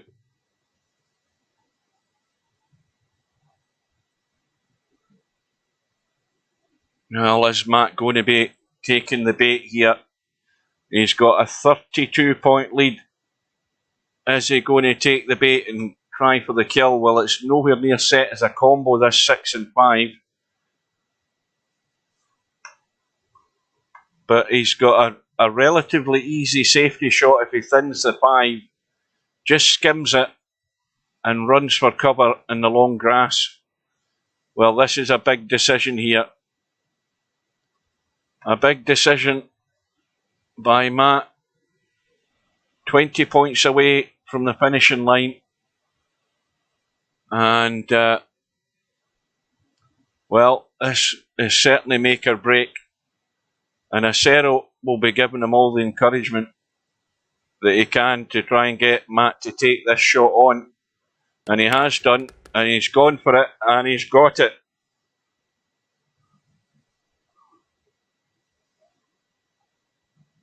Well, it's a brave shot. And is it going to be the winning shot? Because he's still going to need another rack of balls to finish this off, but he's given himself every chance from taking that combo on.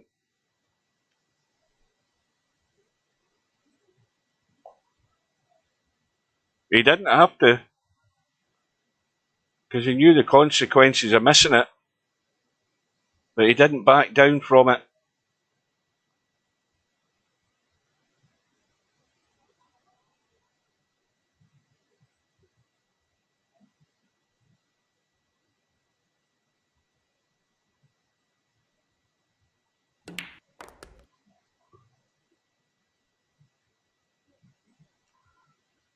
Right, I'll tell you what I'm going to do, guys.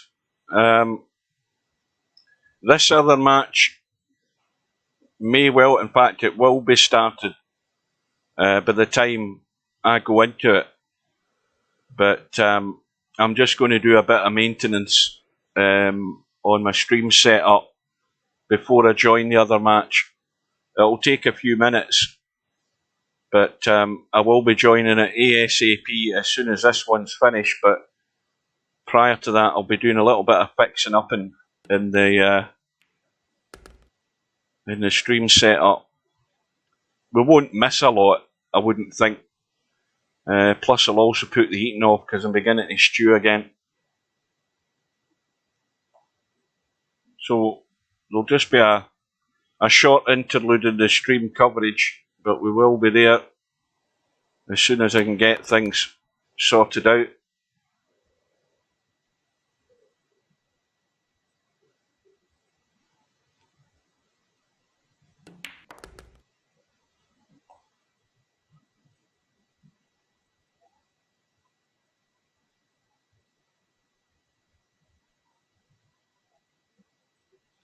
So, 3-ball combo. And it's all about lining the hit onto that too. How far you have to cut this 11-ball.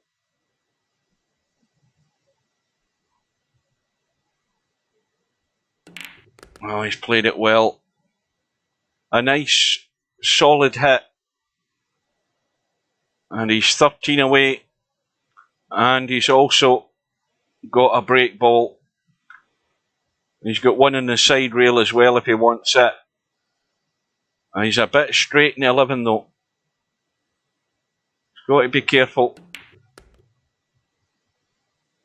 Just spun it around the angles.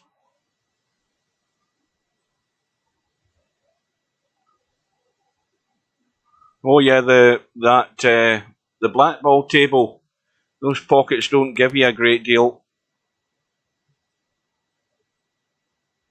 It's still not as bad as a game that we should have had. The game we should have had and the table we should have had before we ever had Filipino rotation was Chinese 8-ball. Because that is a tough game on a tough table. Unforgiving pockets.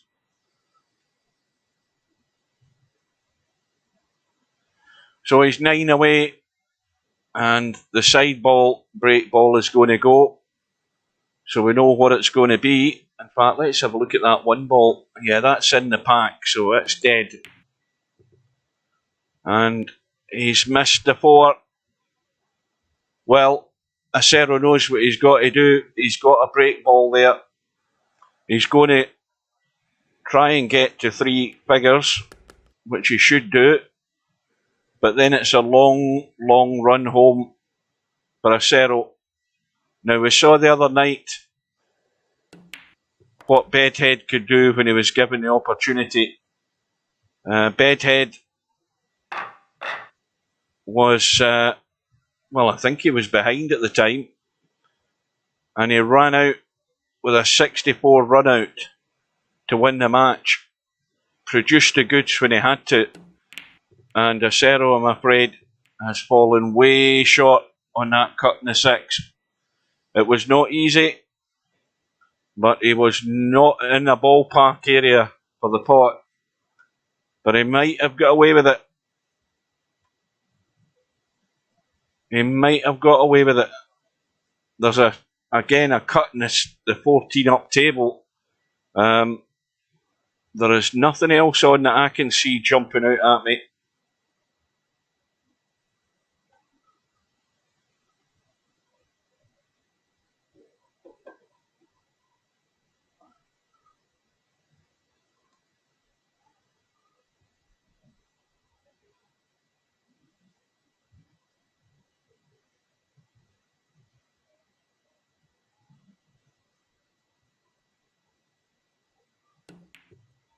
Oh, well, it wasn't easy, and he was way off the mark with that as well.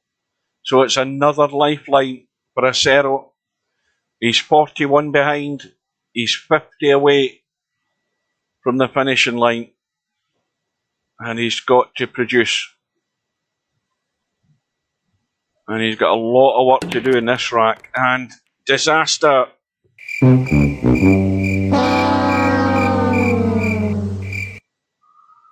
And that's all gone pear-shaped immediately for Acero.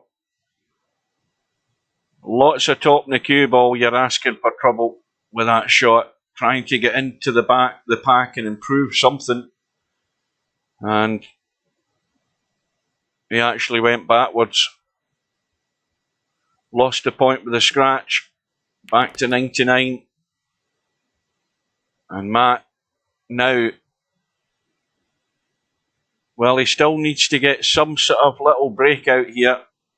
There's not enough in open play. Let's count them. 1, 2, the 7 at the back of the pack. That's 3, 4, 5 balls in the open that he can get to.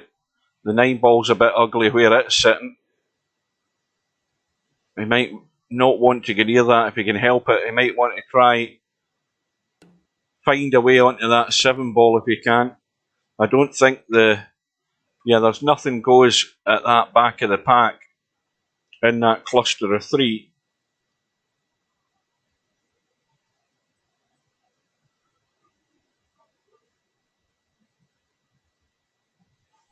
Just give me 2 seconds once he's played this shot.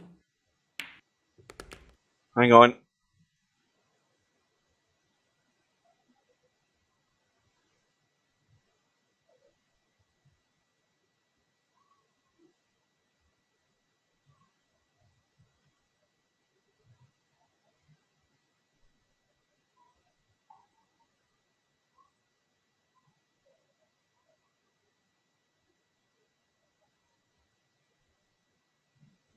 Right, the other match should have started now, so I've started the clock.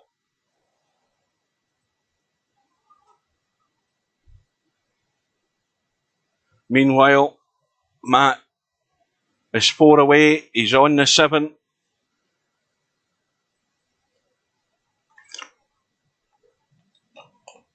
And he may well end on that 9 ball up the rail.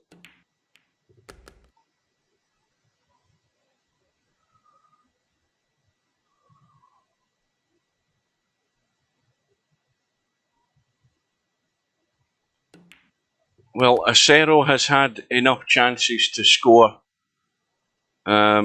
and eat back into that deficit he had, but it never really came to fruition for him. And that last mistake is the final nail in his coffin, provided Matt can just skim this 9 down the rail and take care of business.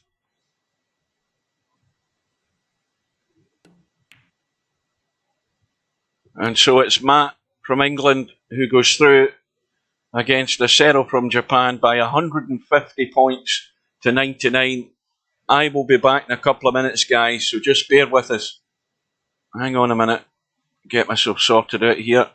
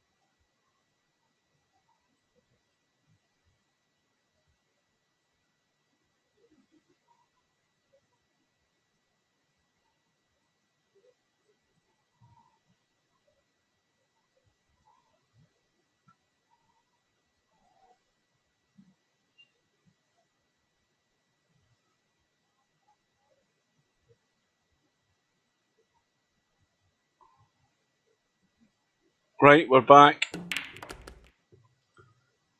We've almost got things sorted out. In fact, I don't think I have. Hang on a sec.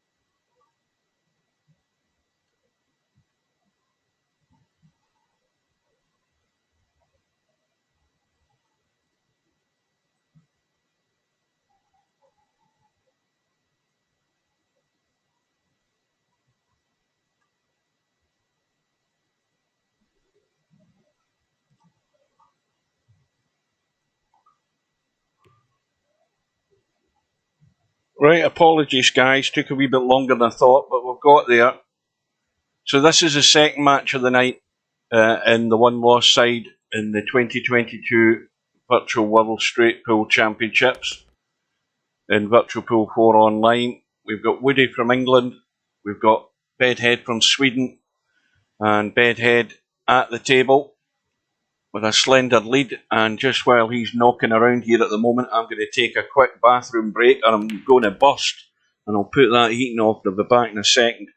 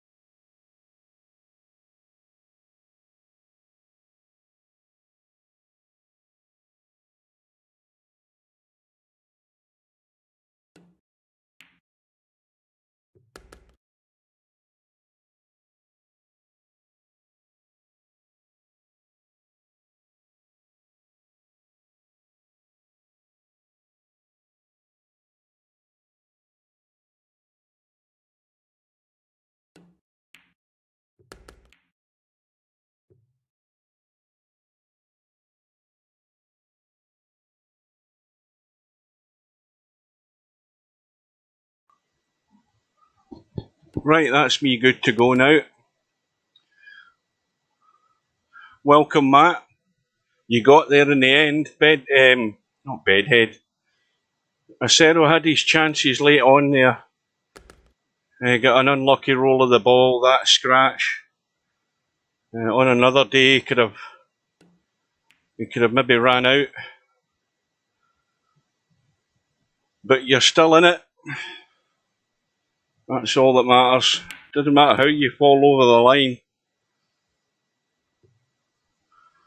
Well, meanwhile, I see Woody's back at the table.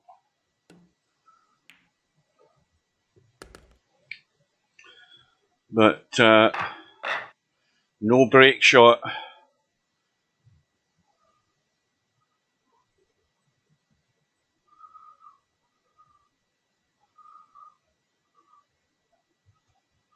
Well, it wasn't all that bad.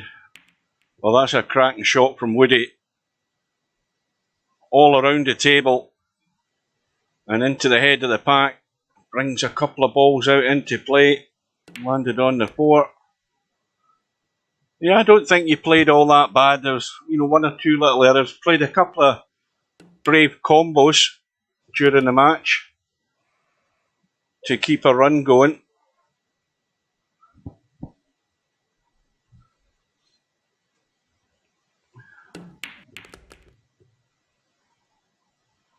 Well, Woody's certainly trying to improve the situation there. He's been unlucky.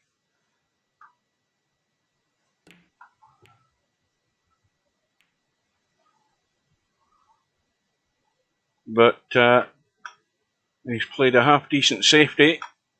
Because, a pretty decent safety, because he's left Bedhead nothing that I could spot. I remembered to get the clock going, so this match is just on about 11 minutes old. Managed to change the names, managed to change the flags. I'll show you a replay in a second, guys, because I changed the transition in the replay because that was annoying me. So we'll see how it works. It should be a clock transition where the screen just sort of goes round in a circle like a clock, the hands of a clock. So we'll see if that improves it. But that other one was really ugly. Well, Bethead, well, I presume he found some sort of shot there. I missed that looking at the chat. It must have been a pretty good shot. If that's the one that Woody said nice shot to, I bloody well missed it.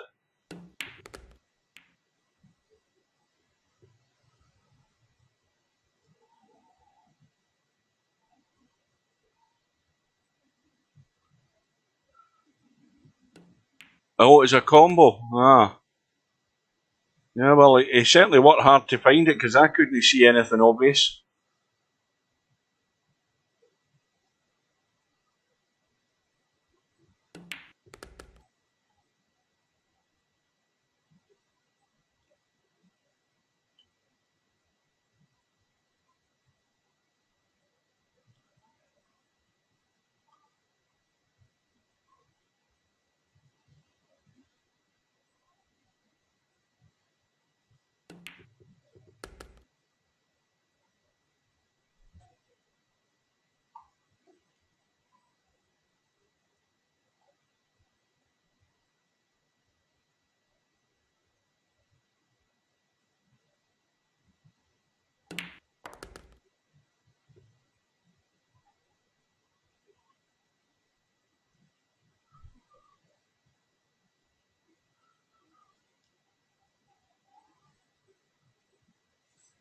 Well, 10 ball sitting good. 13 ball off the rail on the right side. 5 ball fairly tightish to the rail on the left side. And he's now ended up with a slight angle and maybe just enough to work with. Trying to spin it over to the rail, hasn't really quite got there. He wanted a bit closer than that. But he's just going to have to dab this in, I think, and use the pace to find the line out in the middle of the table.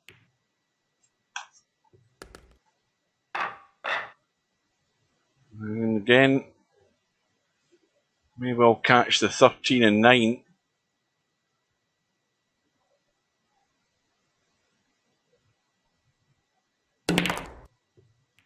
Gets a bonus ball, lands in the 2, and off and running again. Well, that is a combo down the rail, but he could drop inside that gap there. He could, well, not drop inside, but he could find that sort of line to get the cut in the 14 if he doesn't want to take the combo. And he's got a choice of combos, as a matter of fact. He's got the 9 and the 15, but this is what he's played for, just to get rid of the 14, I think.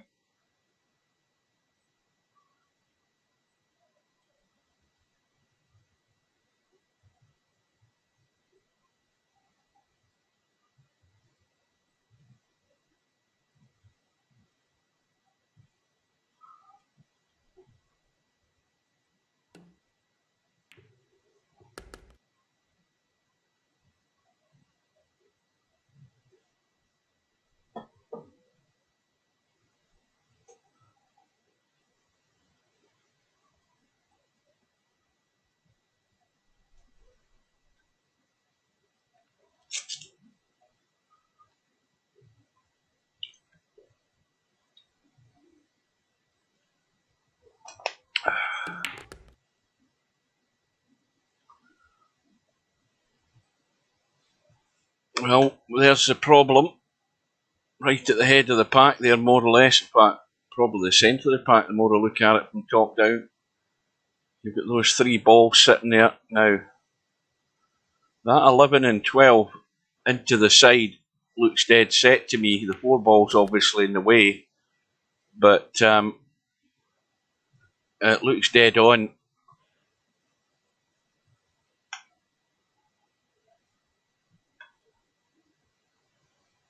I don't know whether he's had any sort of look at that or whether he's trying to take care of it another way, but if push comes to shove and you're desperate enough, then you should already be aware that that is a combo into the side pocket, those two balls.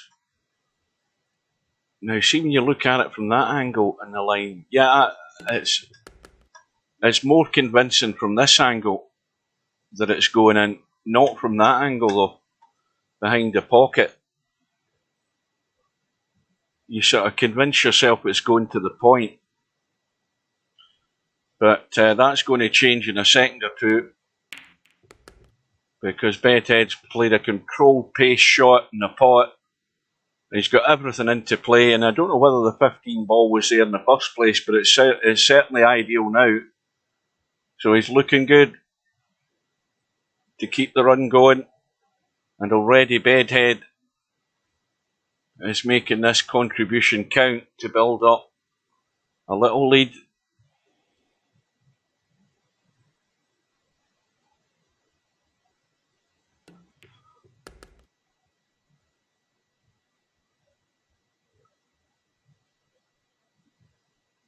Well, he could go 5 ball down for the 11 in the bottom rail. He could go 5 ball and then just take that 10 ball up the cush.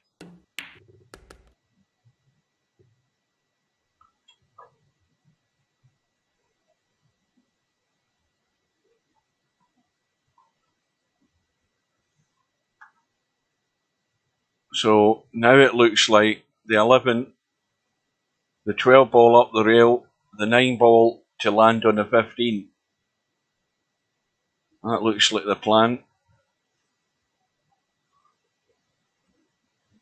He obviously doesn't want to go near the 15.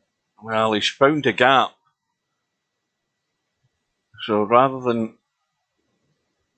Maybe the angle was concerning him that if he tried to get to the 12 up table, he would have been more likely to hit the 15. He took a wee bit of a risk there, found the gap.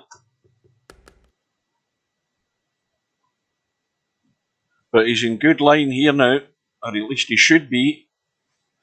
Well, maybe the angle in the 9 is just going the wrong direction slightly.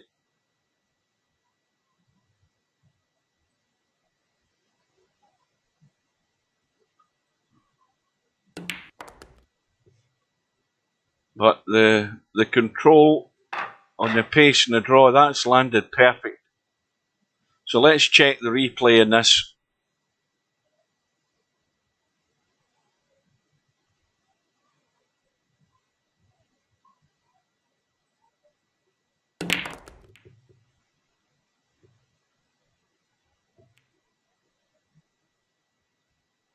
No, it's still doing the same bloody thing. I thought I'd changed that. Bastard.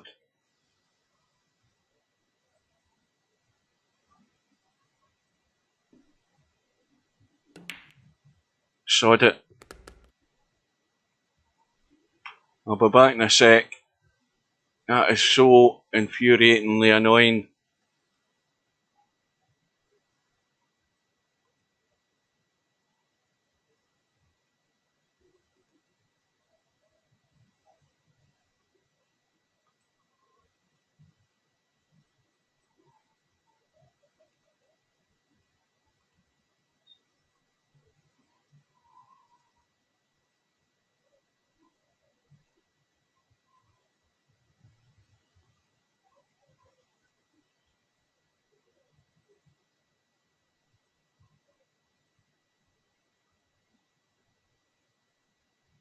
Right, hopefully that's done at this time. There's so much in a rush at the end of that last match. I thought I'd done everything and saved it. Clearly I hadn't. Anyway, more important matters at hand than a transition. Bedhead runs on to 29. And slowly but surely this lead is building up. Maybe able to, I don't know whether he can just run through to the 9 and 2.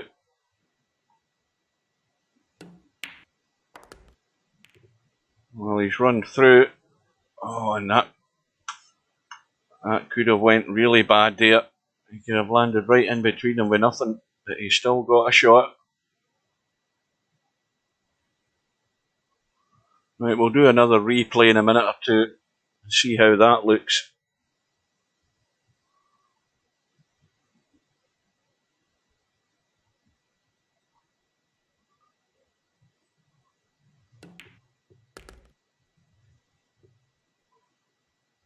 Well, that's taken care of the last remaining problem, but he might have to be taking the good break ball here and leave the 2 ball. The 11 ball would have been the initial candidate there, I think, for the break shot, but he's going to have to think again. But the way these balls are sitting, he's in prime position with a ball into the side pocket, that 12 ball, if it comes to it, to get good in the 2. So he's looking good.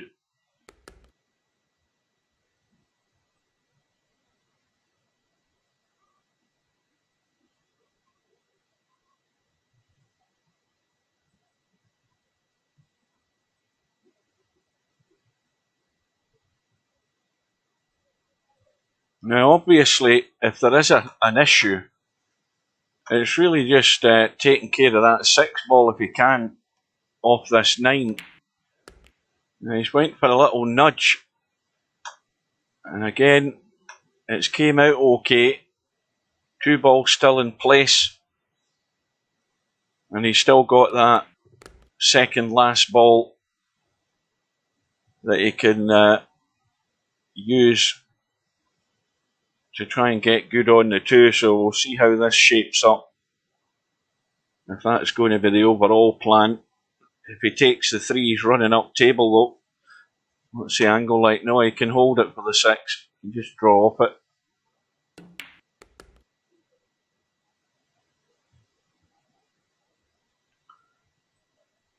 This is where you've always got to be on the ball at the critical point in these racks if you're ever going to start stringing racks together at this game.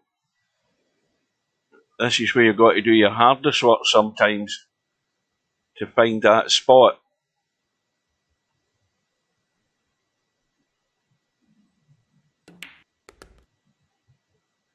Well,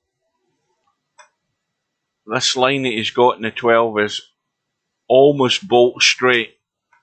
So the run through is going to have to be further and further away from the 2 to open up an angle. And this isn't it. This is a golden candidate for a scratch if he tries anything aggressive here. He's going to have to jack up. And he's managed to get the stunt, and the cue ball, although it was heading towards the pocket, he's left himself a testy little cut in the 13 to stay in play. The run is 39. Now he might go through the gap and come out for the 12 here. I don't know whether, I think he's going to hit the 3. Well, he's actually hit another ball there. I don't know what ball he hit, but anyway, it hasn't done him any great harm.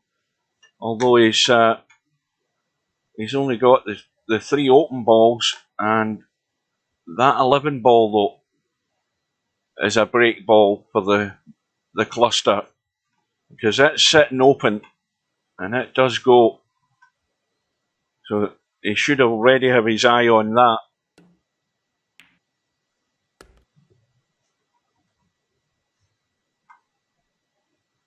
Now he can play a 2-in-1 shot here, as I call it. If he digs into the cue ball, he can draw up the table. If he doesn't get great in the 11, he may well still have a shot in the 15. But I don't know whether he wants to be trying getting into the pack off this 3 ball, because this is not nice. And now he's probably going to be trying it off the 15 to run off the rail and get out. It needs to keep going. He's not quite got there, but it does go clean. So this is the big test for Bedhead. The run is 42.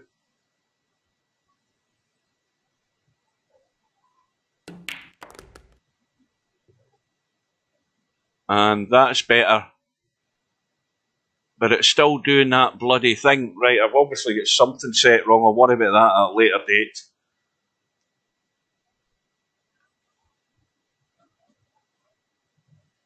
And that was a good shot.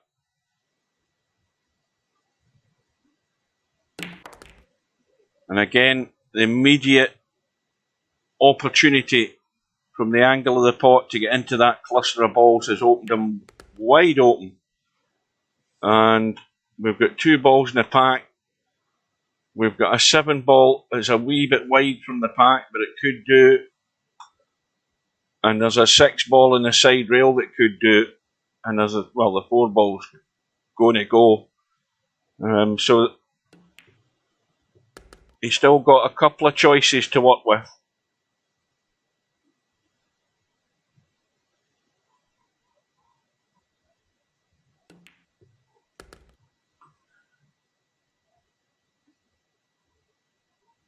Well, the first target for Bedhead, if he can stay at the table, is to get to 65, because that would then be his highest run of the tournament. And then I think his next target would be pretty much 88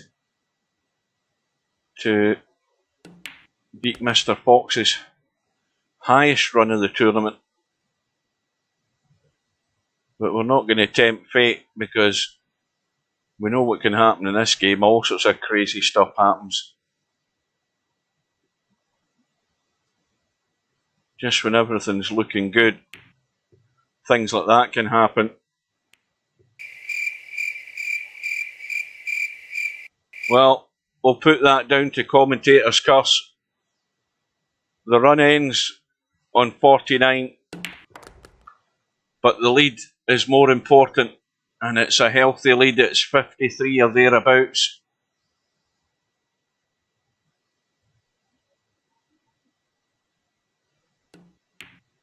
Yeah, and that all did come about from a shot that I thought had left nothing for Bedhead when Woody finished his visit, and Bedhead got 50 odd from it. So now Woody's the man with the big task here, and again, this is not great. That 7 ball had not a great angle on it, and I think he's ended up not really in anything. And this is where it gets frustrating. You know, it wasn't a great break ball. It was the only option, and he didn't get the luck that he needed.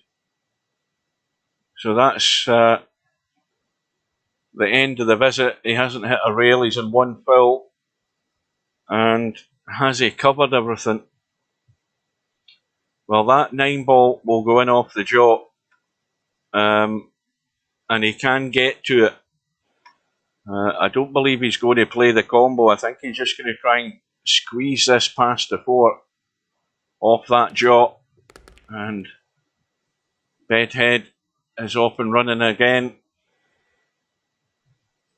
So the safeties have got to be really tight from Woody, because this match already is running away from him. It's a 46-point lead for Bedhead.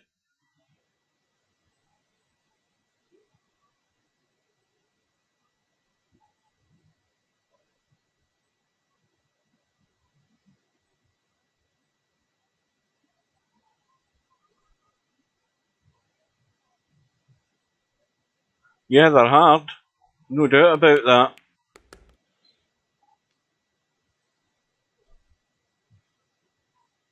And this is why, before you make that commitment to the safety, you have to try and cover all angles. You know, you just get that safety a bit too heavy or a bit too soft, you're leaving something exposed. It's critical in the concentration stakes when your head's all muddled up, depending on how the match is sitting. Knowing that your next mistake could be your last one. Not quite that case yet for Woody, but it's going to be the same old story. Bedhead is a player that in general is going to score and makes reasonable contributions each visit if he can help it. And you're up against it if you're not matching that.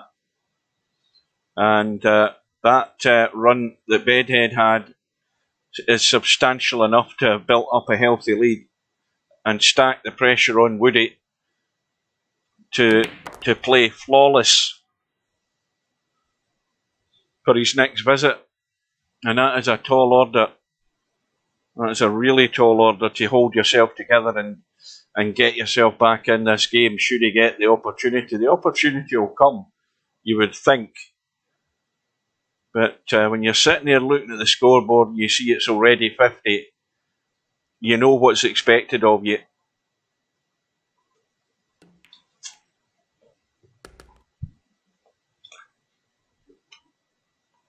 And then you get to that stage where you might think, well, I'm going to go down guns blazing and just go for my shots. It can work both ways. You can get relaxed, get into a groove, get into a rhythm, and then you can't miss anything, or it can all just fall apart. But there is a stage in a match where you have to make that choice.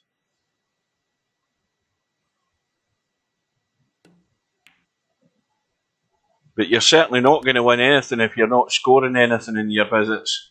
Contributions are vital, no matter how small they are, and it's about preventing the incoming player from taking advantage. So, Bedhead is getting to that point again, and we have a one ball that's ideal where it's sitting.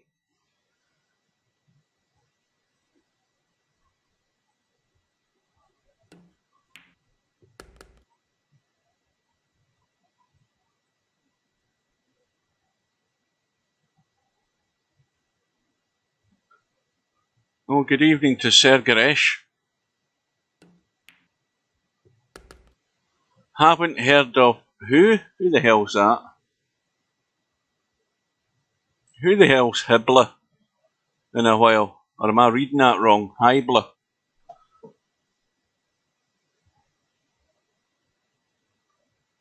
So, Bedhead has nailed the position for the one ball, killing the cue ball stone dead. He's perfect.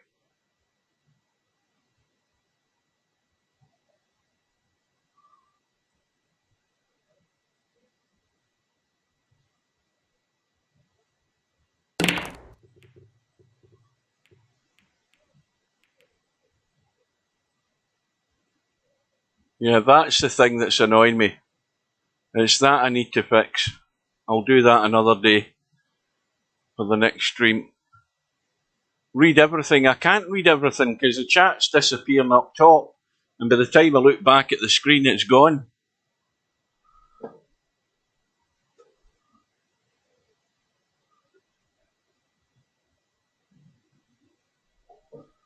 Right, so, well, there's a bit of working out to be done here with this wall of balls that's been left.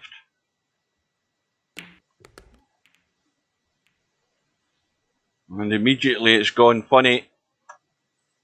You can't see the 13 to bail out there. It's going to have to be a shot on this 5. And, well, he's running up past the 10 on the right side from this angle, so at worst he should have a shot in the 10, but maybe not a lot else. But again, at those angles at that close range, it's not easy to read them. And so the run ends in 15, but it's still a 15 contribution. And, if Woody can't get to that 15 at this visit, You know, it's all going to come to nothing. He's going to have to get that deficit down by hook or by crook if he can. If he's going to find some sort of way back into this game, it's not done and dusted. If he can get some points put together, keep it tight, leave Bedhead nothing on his next visit, then there's still a chance. But it's on a sort of knife edge, depending on what this contribution is going to be right now. And, you know, the chances of him getting an awful lot from this are not great, considering the way these balls are lying.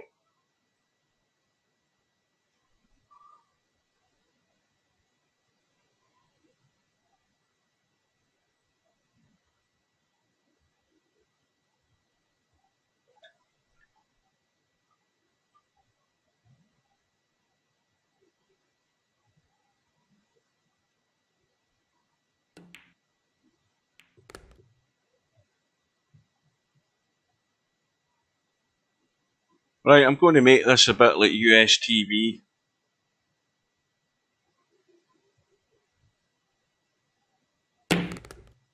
Well, he's tried his best for a breakout of one description or another. He's got there.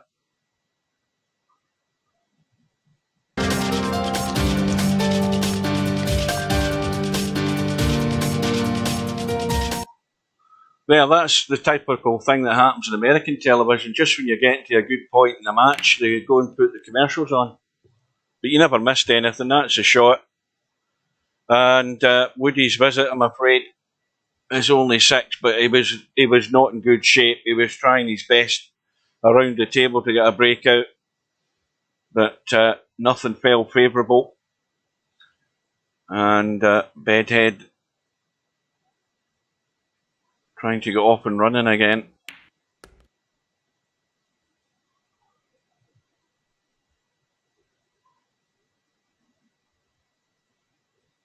Have they banned Gosh from this one? I'm definitely missing things in the chat because I don't know what the hell you're talking about here.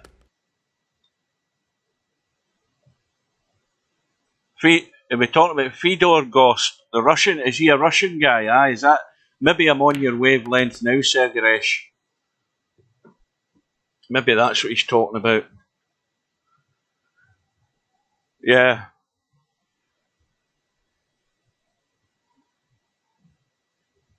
I had an idea the other day. I was thinking, what about asking everybody in Virtual Pool 4 to change their flag to the Ukraine flag while this war's going on and show our support for the Ukraine?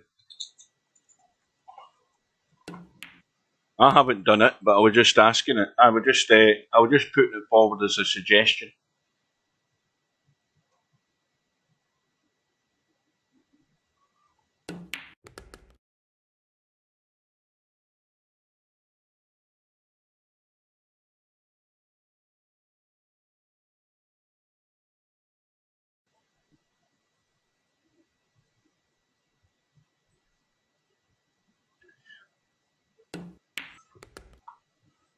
Break ball in place. Cue ball pretty close. The line is good. The hit's going to be solid. He's going to come back off the pack, but he doesn't want to fizz off it.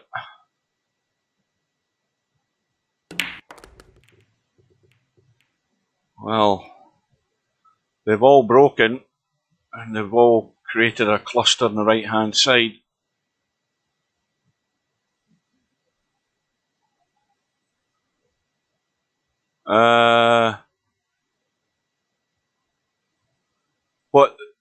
What European Pool Championships? I know that's what you're saying they're called, but I wasn't aware they were on at the moment. I mean, there's that tournament that I posted a link for earlier on, which it's somewhere in Europe it's getting played, and they were playing straight pool, race to 125. It was who the hell was it again? God, I said their names earlier on. I've forgotten who they are. Joshua Pillar and, at least I think that's who it was, and Neil Spine, I think it was. The live stream was on Facebook. I don't know whether the live stream's still on there. Somebody could go and take a look. But there is some sort of event that's been well, that match was getting live streamed free this afternoon. Right at the start of it, I joined, and they had the audio out of sync from the video, and I posted that in the chat. And about 5 minutes later, they obviously did something because they fixed it.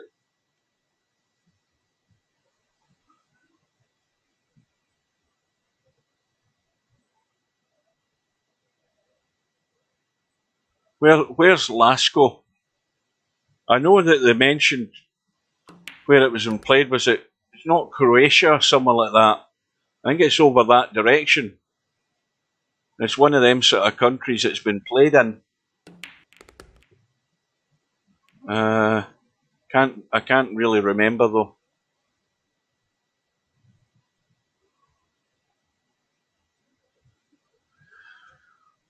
Anyway, we've got Bedhead on a run of 11. His total is 90, and Woody is on 26.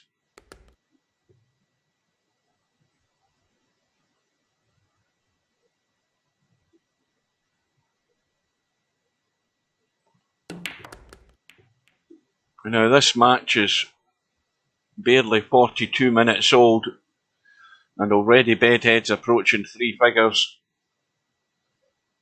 And it is not looking good for Woody.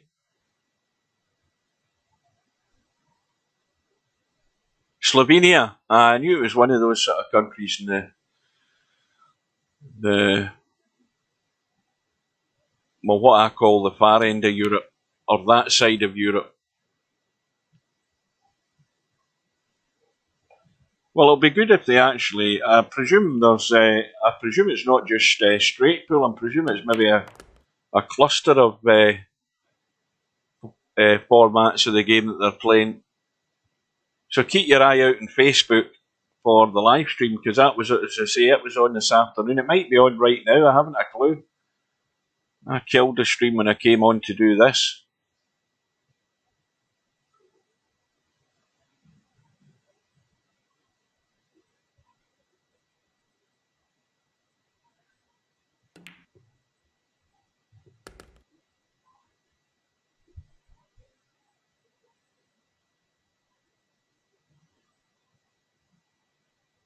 Well, this is going to be one of these make do with what's there breaks for the next rack. He's got 3 possibilities. He's got the 12 ball on the right side with a cut onto it, bring the cue ball into the pack. He's got what looks to be the 1 ball on the left side, and he's also got an option where he could pot the 14 into the side and cut into the pack from it.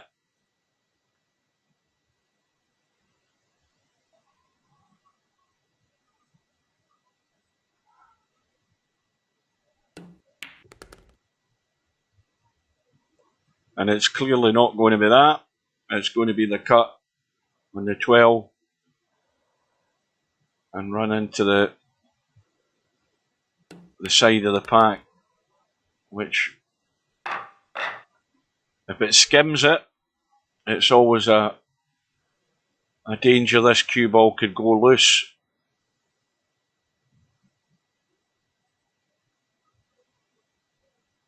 But this to take him to 3 figures.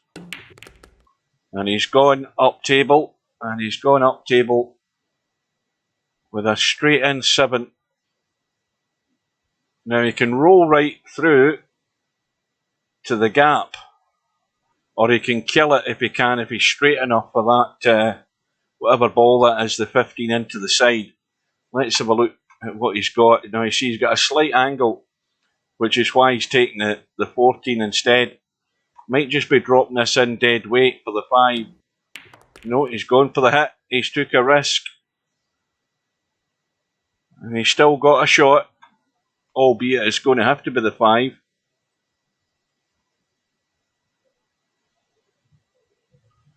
Well, Bedhead is on a run of 22. he needs another 49, which would certainly, if he can get there, take his or increase his high run for the tournament. It won't get him the highest run of the tournament, but it would be another extremely solid finish to his second match in a row if he can do it. And he means business to do it, I think.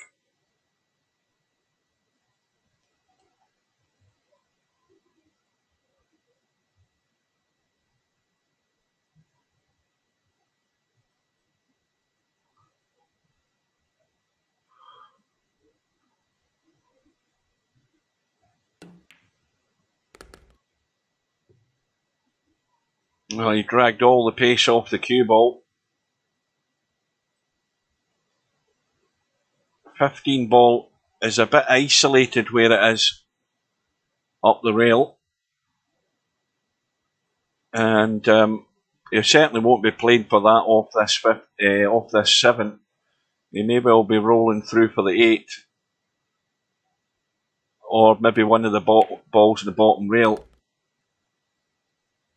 And he'll probably go for the little nudge. Although again, let me have a look. Yeah, well, he could do with a little hit here. And that'll take care of that problem. And now he might take the combo, because he's as good as he's ever going to be on this 13-8. And that's landed very nicely.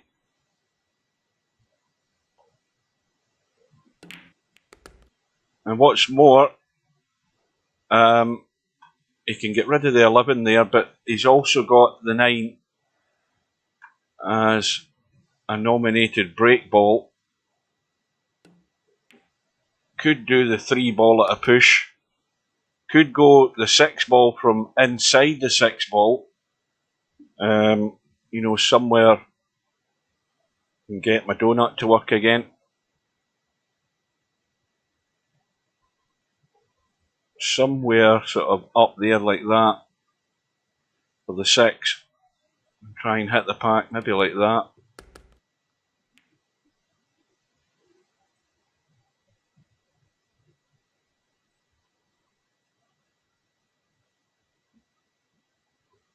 Good thing now as well is that the 15 ball isn't quite as isolated where it is. He can roll the 15 in and kill the cue ball for the 4. He might be taking a cut in it now, looking at it.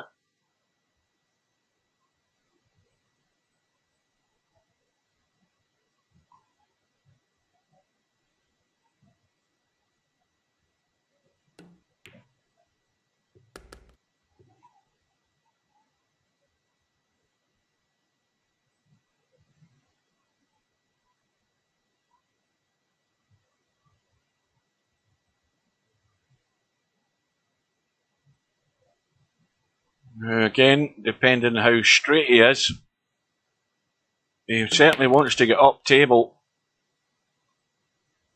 And I think that's sitting pretty nice in the 4 to take it out if he wants. You can also get rid of the 13.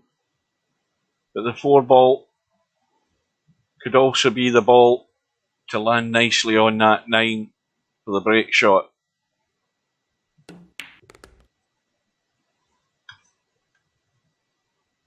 Well, he could go straight through after the 3, or he could stun it in. But I think the line he's got. Let's have a look. Maybe not. He's got more angle than he would like in this, so he's running and cue ball. That'll do. Now through a couple of inches, I would say, no more than that. Unless he thinks he's got enough angle there. Let's see what that looks like. That'll do. So the run is 34. He's 37 away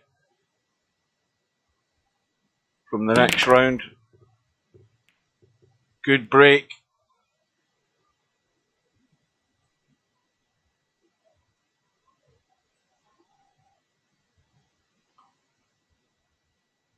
Now, can he have a shot in that? No, he's straight in the 15.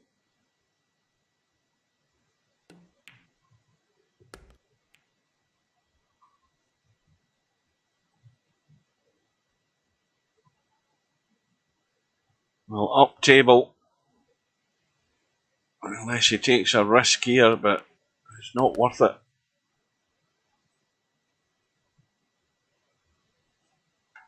But now he's got the angle. Perfect in the 15.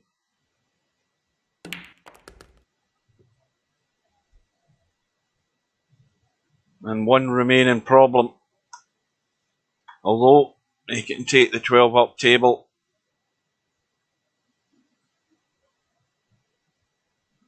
So he doesn't need to run into those two balls as long as he can either take the 7 or the 8 and just fall in behind the 12 and get it taken care of.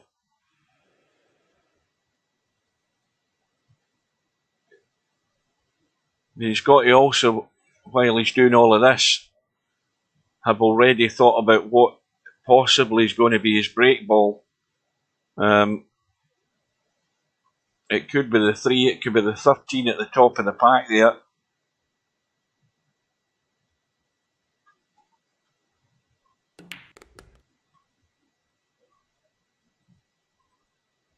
Well, I think Steve's had a quick look and came to the conclusion that this match is over.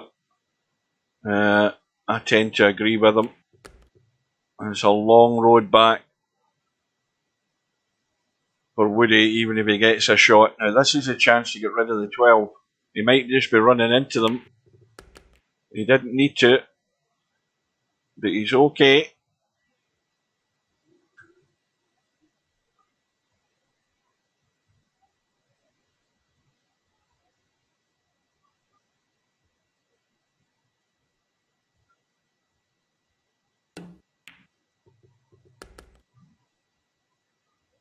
Again, dragging all the pace off the cue ball there. It's like you're going to play a draw shot, but you don't hit it with the power to get the draw. You hit it with the power to get the drag, just to kill it. So this gets rid of the last real problem, and it leaves still the possibility of the 3 ball or the 13 ball as a break ball, and possibly the 6. Although I wouldn't be so keen on that myself, but 6 ball's going to go.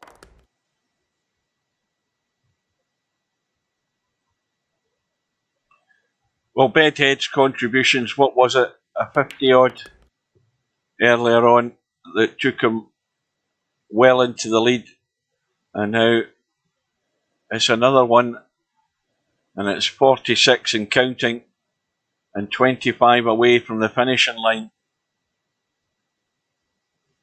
and a good enough break ball to work with, and a good enough second last ball to get there.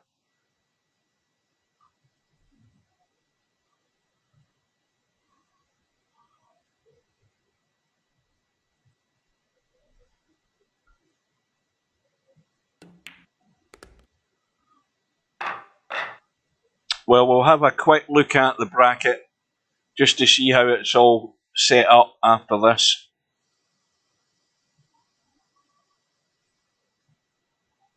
But as far as I know, there's now no more matches scheduled on the bracket other than the 2 that we've had today. And this match is still not an hour old. It's just gone 55 minutes.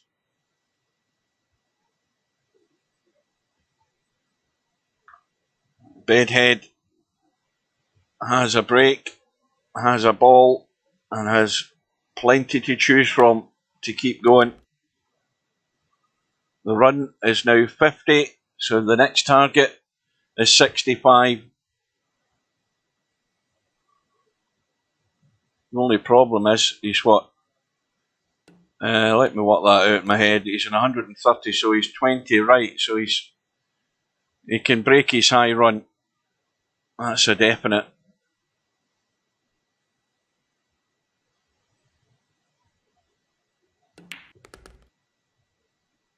Now, one thing whoever gets to the final, and going by, bearing in mind last year's final was played on the normal pockets, whoever gets the final has to bear in mind the possibility of the length of the match. And you also have to consider the fact that there was some good runs in that final by Larry and by Cobra last year in a race to 300. But overall, the match itself still took over 4 hours. And the match started at 5 p.m. GMT. So we have to bear that in mind as to when this match is going to start for the final. Because any later than that, and it's going to run on way too late for me, depending on what day of the week it's played. I think it was played on a Sunday last year. It'd be ideal if it was played on a Tuesday night or a Wednesday night, because that would suit me perfect to stream it. Doesn't matter what time it starts then, I can get it in no problem. I don't have work the next day.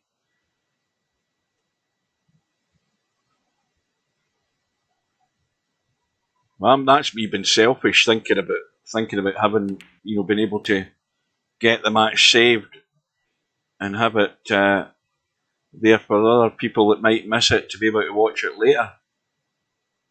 But with a table set up like this, the match has got every possibility of going 4 hours and more in a race to 300. But meanwhile, it's a race to the finishing line for Bedhead. He's on 58. And it has to be noted that it's his second strong finish in a row, as much as he's played pretty solid all the way through the match. A good contribution early on, but this would send a message out to anybody else left in this tournament that Bedhead is meaning business, big time. And this will bring his average per visit up as well, so that'll be affected in the stats at the end of this match, because these contributions all count.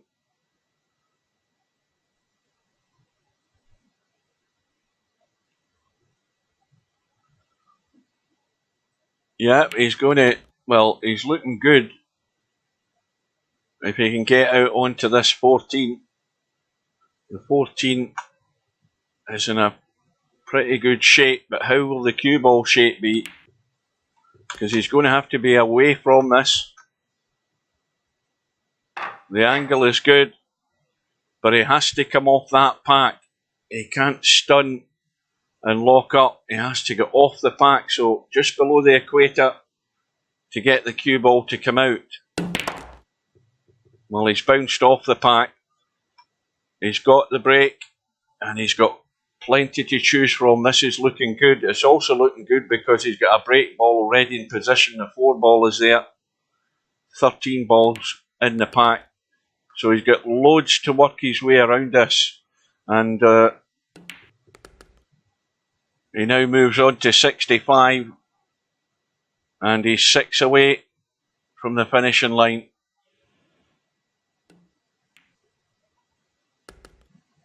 And this has been excellent from Bedhead.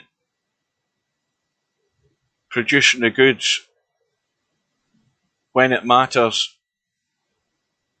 Certainly in his last match he did.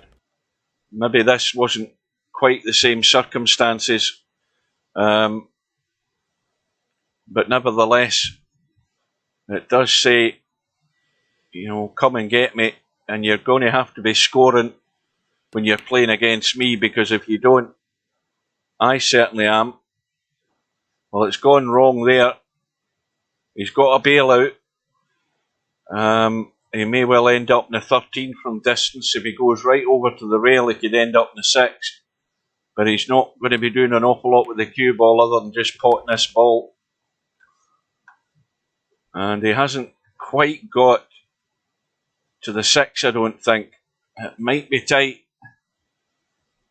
He can certainly take the 13.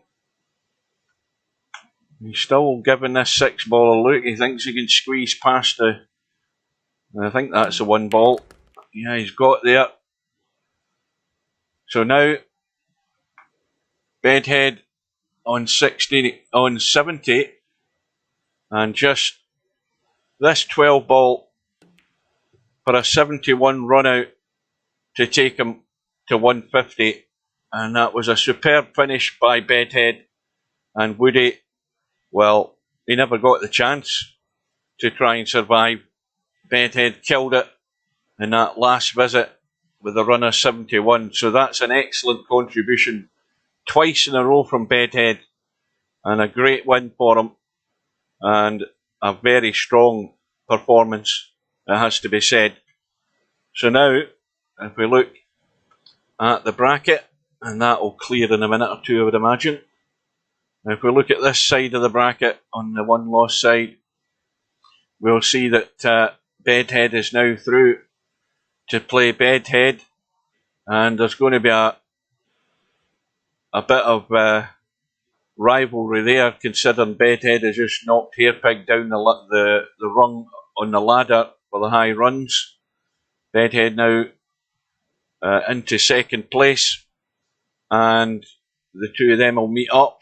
The deadline date for that is March the 12th. If we go further down, we can now see that from the match earlier, Matt is through to play Tommy. So that's an England-Germany matchup on the 1 loss side, and that is a US, or I take it is a US for Hairpig, isn't it? It's not Canada, is it? I always make that mistake, against Sweden.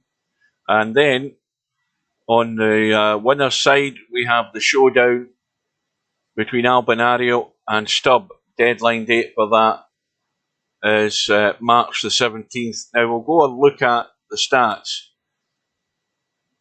If we look at the stats for this, the first thing to look at is the points per turn. And you'll see that way out in front, and this is probably the most important thing to be made from this, way out in front is Albinario. And Albinario's visits, that tells you in black and white that his contributions on average are double the next nearest player pretty much. He's been scoring more. But now, the other way to consider that is that his average is higher, but he's played less games. Don't forget he had, what did he have? I think he had a bye in the first round and a forfeit in the second round or something like that. And his average run pans out at 25. If we go to the average run tab, we'll see that now Bedhead has jumped a fair margin there, I think, with those last 2 matches he's had and the contributions he's made. He's now gone to 16. So that's a good improvement for him. I don't know what he was before it, but it's certainly gone up.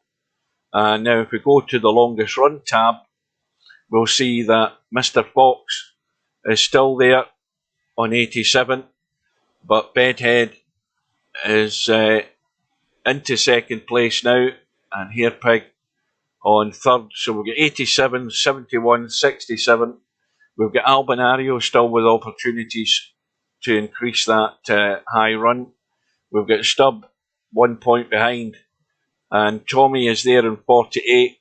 So if you're ever going to get your high run, now's the time to start doing it in this tournament. So that is where we've got to, folks. We're waiting on the Albinario Stubb match to take place. Whenever that's going to be, I don't know. But it only remains for me to say thank you for watching, guys. Let me get my phone a wee minute here to remember where I am. Yeah, I think that is about it. So thanks for your company.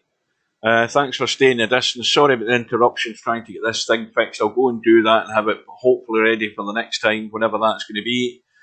So hopefully it's at a time suitable between Stubb and Albinario. It more than likely will be, hopefully. I'll try and get it done. So I'll bid you good night, and we will see you again soon. Take care.